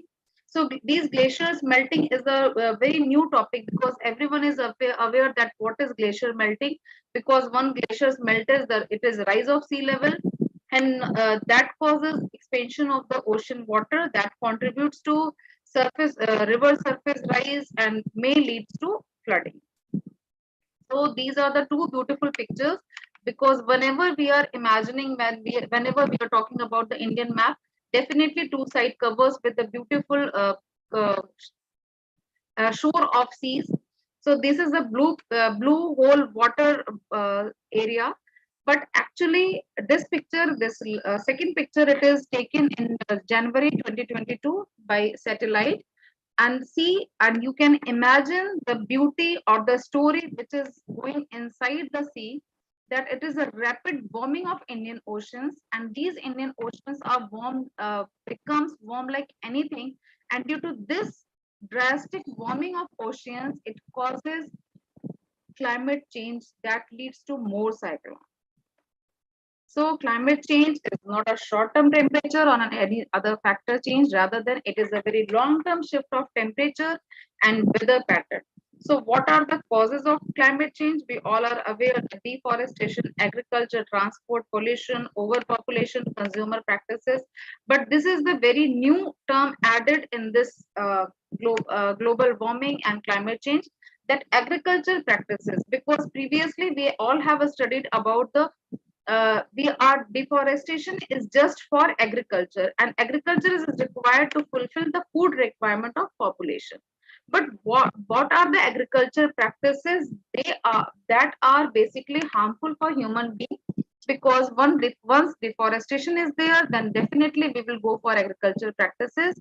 And global food supply chain, its packaging, food wastage, and production of food and large number of machinery is required for these noble agricultural practices that also causes drastic climate change. So climate change and deforestation itself contribute 21% of the total global warming, while transport and energy is 14 and 37% respectively. Then effect of climate change, temperature rise, sea level rise, loss of biodiversity, both in the terms of plants and animals, loss of wildlife, unpredictable weather pattern, and definitely a very important aspect, that is human health, because climate change leads to many different factors, and one of the most important addition is mobile radiations. Mobile radiations are also very important for modification and changes in these climatic changes. So all the other aspects I have covered is about the environmental factor, but what are the social impact of climate change? The social impact is availability of the food that results malnutrition population, decreasing access to clean water, sanitation and hygiene, higher emergencies due to extreme weather events, reducing access to infrastructure, shelter and basic services, increasing displacements and migrations, increasing human security and protection issues. The next two important aspects are migrations not possible due to disability, and also ignorance of disabled people at the time of cyclone, at the time of climatic disasters, and malnutrition and diseases due to climate modifications and changes. So what is disabilities? Basically, disabilities is about 2 billion of the people are disabled in the world. Almost 37.5% of the world population. Disabled means they are disabled in by any means. So according to WHO, a disabled person is anyone who has problem in body functions or structure or activity limitations, and he has difficulty in executing a task or action with a participation restrictions. So climate change affect individual region with vary over time, and ability of different societal and environmental system to mitigate and adapt the changes. Global surface temperature have increased tremendously since past 100 years, and you can see the picture of Earth. So this is the picture in the month of January. It is a predicted picture, and see almost January, always January is considered as the coldest month. And see, the most important thing is that most of the areas are still feeling warmness. So the how the earth is shifting towards the warmness, so global warming and temperature change is one of the major concerns and the issue, and that is a very important aspect that is not leading to disability, but it is about how a normal people will survive after 20 years. So the next topic is vulnerability and disability. Vulnerability is about they are more prone for any type of infections. They are more prone. These are the people who are more prone for any type of disability or impact of climatic change is more as compared to the normal healthy people, but they are not disabled. But it may possible that due to the major shift of temperature and the climate change, these vulnerable people may become disabled, and this disability may be of different type, like they can have intellectual disability, physical, sensory, mental, visual, or learning disability. Intellectual disability means they can understand, they can learn, but they cannot participate in any type of group discussion, any type of exchange of thoughts. But learning disability means they are having specific boundaries, they cannot learn, they cannot understand. And what about the sensory disabilities? It is more about the movement of organs and expression, and there are also hindrance in their expression. So climatic disabilities, it is due to lack of access to healthcare services. Means suppose if there is any flood, there is a cyclone, then it may possible that due to restrictions of movement, it may causes higher level of disability to the person who are restricted for the movement. Poverty is again one of the important factors. Lack of access to education, increased respiratory and cardiovascular diseases, as respiratory and cardiovascular diseases cases have risen tremendously since last 2-3 years, just after the time of COVID. Injuries and premature deaths due to extreme weather events, changes in the prevalence and geographical distribution. Anamika madam, आपसे गुजारिश है कि आप अपने निष्कर्ष की तरफ बढ़ें। जी बिल्कुल बिल्कुल। So there are many important factors due to climate change in relation to disability. One of the most important factor is malnutrition among children and newborn babies, because if the mother is under malnutrition conditions, definitely she will give birth to a malnutrition child, and that they may have disabilities, inborn disabilities. And then there is again the rising cases of health needs. Means if there is a restrictions of food supply, restrictions of medical health care, restrictions of education, there may have conditions of rise of the health needs. So it is again a case of disability. So this is a beautiful article. I have gone through this article during this presentation, and it is through NIH, National Institute of Health, Bethesda, and they have clearly mentioned some of the most important climatic factors and what are the exposure quantity and what is the health outcome and what is the impact. And beautifully they have presented that how much time is required to a normal person to become a disabled due to exposure of these specific conditions. So in short, the climate is not just a factor, but it's decide our lives and our survival. It's not only about the disability development, but it's more about how to survive normally in the changing scenario. Thank you so much. Your questions are welcome.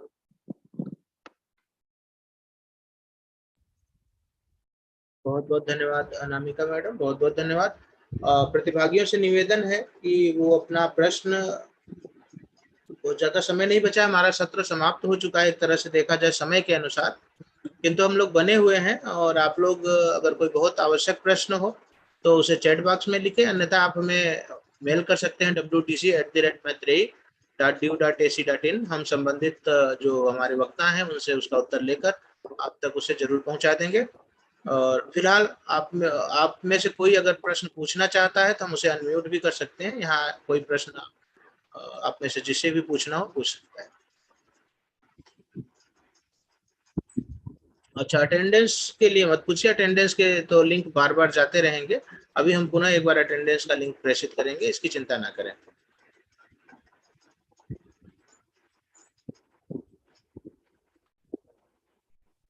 Sir, there is a question in chat box. Can I read it? Yeah, bilkul. Okay. It is question for the Miss Pratima. Miss Pratima, are you here?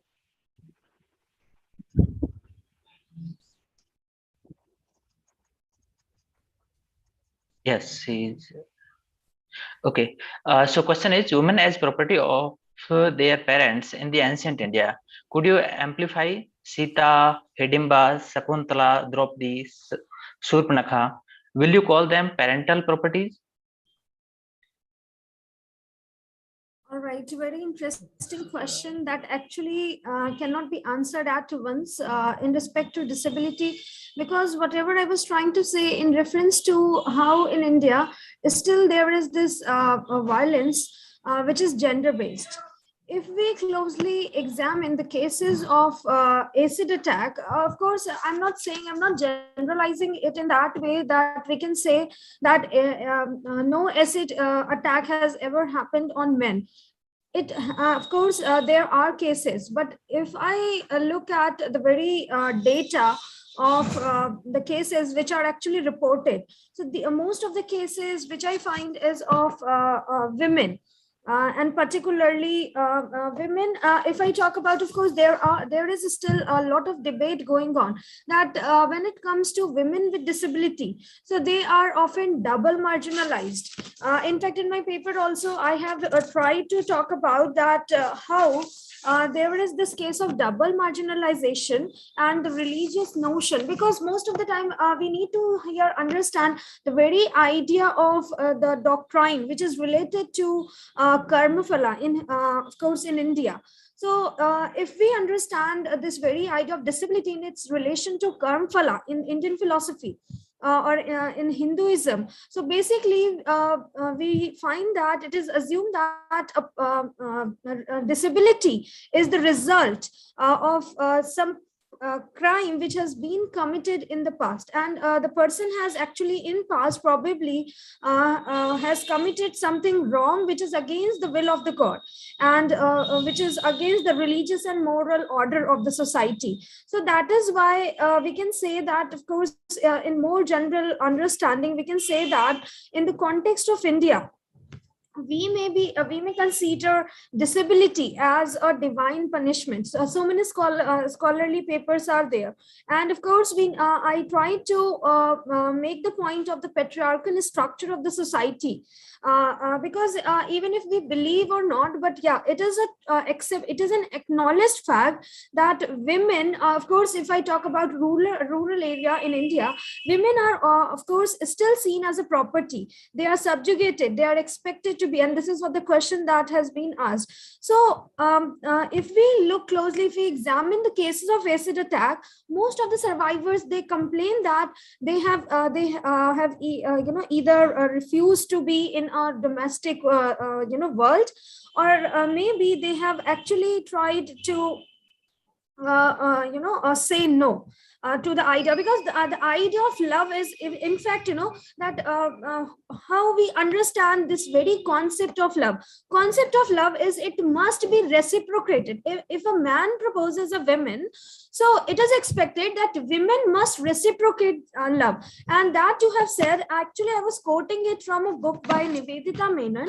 You can go and read the further references, where she says that in reference to rape cases also in India that happens, and also of course acid attack, that there is the zero tolerance for those who breach the carefully produced natural order in India. And that is why these cases are still at rise. If we look at the data that of course of acid attack, rape case and other things, we find that these women have actually refused to confirm the norms of look and behavior, and that is what the reason that why they are being always subjugated, and why there is this violence against them.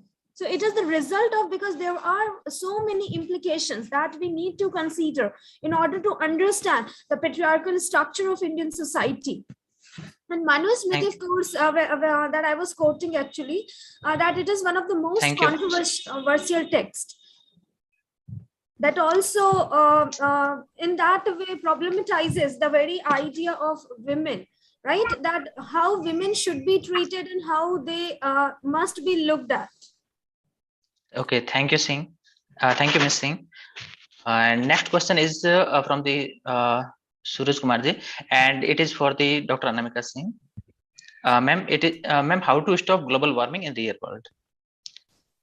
Yeah, it is a very general question. How to stop? Everyone is responsible for this global warming.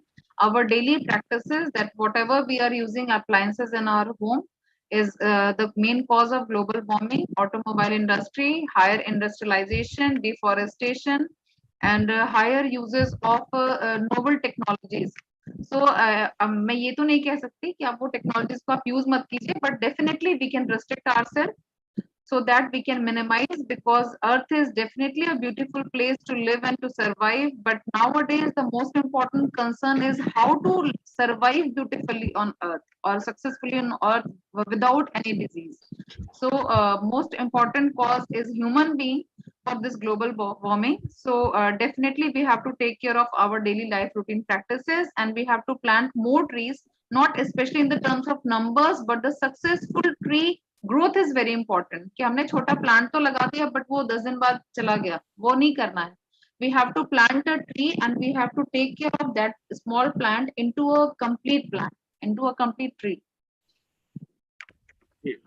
बहुत बहुत धन्यवाद doctor Anamika जी. अब आगे के कोई प्रश्न अभी हम लोग नहीं ले पाएंगे, इसके लिए मैं क्षमा चाहूंगा. अब मैं अपने इस सत्र के जो को होस्ट हैं और हमारे अच्छे मित्र और पूरे कार्यक्रम के जो तकनीकी विशेषज्ञ के रूप में हमें अपनी सेवाएं दे रहे हैं, डॉक्टर तेजेंद्र जी, उनसे आग्रह करूंगा, वो बहुत अच्छे समीक्षक भी हैं, आप लोगों की जानकारी के लिए बता दें। इससे पहले उन्होंने संस्कृत विषय में भी अच्छी समीक्षा दी थी, तो यहाँ तो ये तो इनका सिद्धहस्तता है। मैं तेजेंद्र कुमार जी से, डॉक्टर तेजेंद्र कुमार जी से आग्रह करूंगा कि वो अति सारगर्भित अपनी समीक्षा यहाँ प्रस्तुत करें। उसके पश्चात हम लोग इस सत्र का यहीं पे समापन करेंगे। Doctor Tejendra Kumar, over to you. Thank you so much, sir, and thanks to everyone. Okay, so the first presentation was, first of all, I would like to apologize for my English, very poor English, and there may be many more grammatical mistakes. And as I had seen that today many presenters are from the English literature, so please pardon me for that. First presentation was from the Miss Krisangi Singh, and it was related to the movie Aankhein, and she has very well explained about the schizophrenia condition of a person who was there. It is related to mental illness, and also explained that how unipolar portrayal of the psychiatric disorders and its relation in the terms of the refusal of the criminal witnesses as well as public opinion. Okay, so very beautifully explained point wise, and generally we didn't see all the movies by the quoting or mentioning all these medical terms, but you have very well explained. Okay, thank you. And second presentation was from the Miss Pratima Singh from the BHU, and she explained some rules, with first one which I also noted for my future reference, and it is related to the acid attacks, and this is IPC section 326 chapter 16th and CRPC of the CRPC. Okay, and the second was the RPWD Act 2016. These are related to the acid attack, and we can go through them and we can get the more information. One suggestion I would like to suggest here, that you have explained very well all these things, and you also said that you did survey based study. So it would be better next time whenever you present anywhere, then always present your data with the statistical analysis, so it would give you more impactful presentation. Your presentation would be more impactful, and so that how many percentage you have took. And cafe based study is I would not like to recommend, although many persons are took and doing there, but still you have a significant number of the representation there, so it would be better. So please keep in mind for the next time. Okay, so thank you, but your content was very good.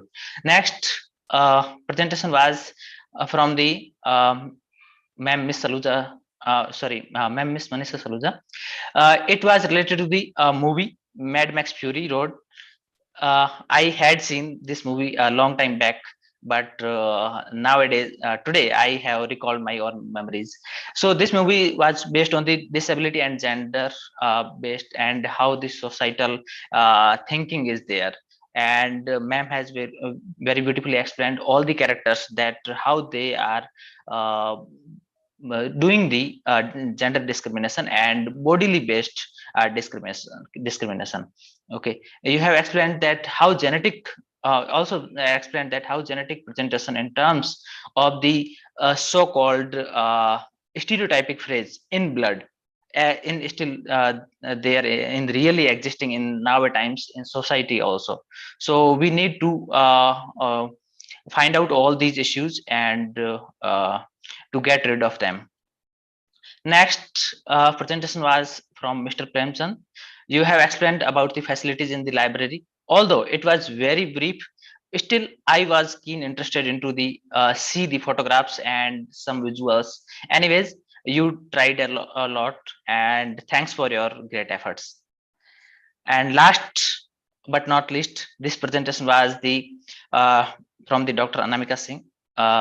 Ma'am has explained the climate change and impacts on disability. We never thought about all these correlation between these 2 points, but you have very beautifully explained that how these things which are generally doing in the happening in the environment also impact on the forthcoming generations. So you have explained GHC and their required the GSE are not now a time required, but still they impact on the life and causing the disability due to the some temperatures and temperature rising and many more things. You have mentioned one picture map image of the rapid warming of the Indian Ocean, and one more picture of the expected world temperature rising image of the 2022. So they were so much explaining in itself. I have tried to understand all these pictures and thought to keep data in my mind. So these are very appreciable. And you have also focused on the agricultural practices and human health due to the climate change, and also focused on the mobile radiation as well. And important factors which you have also mentioned, that necessary migration, malnutrition and climate change are more vulnerable for the disability, and give the two examples of the tsunami and COVID pandemic which we had faced nowadays. Okay, so thanks to everyone. All the presentations were very nice, and I was really hearing all these point wise. Okay, so thanks to everyone and all the best. बहुत बहुत धन्यवाद तेजेंद्र जी। जैसा कि उम्मीद था आपसे, आपने बहुत ही जोरदार समीक्षा प्रस्तुत किया। मुझे उम्मीद है प्रतिभागी गण जरूर इसका ध्यान रखेंगे। और अब मैं आप सभी को धन्यवाद देता हूं, जितने लोग यहाँ विराजमान हैं, उपस्थित हैं, अभी तक बने हुए हैं। आप सबको बहुत बहुत धन्यवाद। जिनके पेपर प्रेजेंट हुए उन सबको भी धन्यवाद। तेजेंद्र जी को भी धन्यवाद। और अंत में मैं मॉडरेटर यानी अपने आप को भी धन्यवाद देता हूँ, क्योंकि आप लोगों ने दिया। धन्यवाद। हाँ, और अगला सत्र हम आपको एक सूचना के साथ ये सत्र यहाँ समाप्त करेंगे कि अगला सत्र हमारा एकदम नियत समय पे शुरू होगा, मतलब ठीक 1:30 बजे 1:30 PM पे हम लोग पुनः यहाँ उपस्थित होंगे। और उस सत्र में हमारे साथ हमारे महाविद्यालय की बहुत अच्छी प्राध्यापिका और हम लोगों की मार्गदर्शिका डॉक्टर पूनम जुनेजा होंगी, अध्यक्षता करेंगी उसकी। और उसके साथ डॉक्टर अनामिका और डॉक्टर अनीता जी होंगी इस सत्र में आप लोगों को सहयोग करने के लिए, समीक्षा करने के लिए, मॉडरेट करने के लिए। तब तक के लिए सभी को नमस्कार। अगले सत्र में हम लोग पुनः मिलेंगे। सर आप लोग जो है उतने देर का ब्रेक लेते हैं, लगभग 7 से 8 मिनट है आपके पास। आज का सत्र यहीं समाप्त हो रहा है।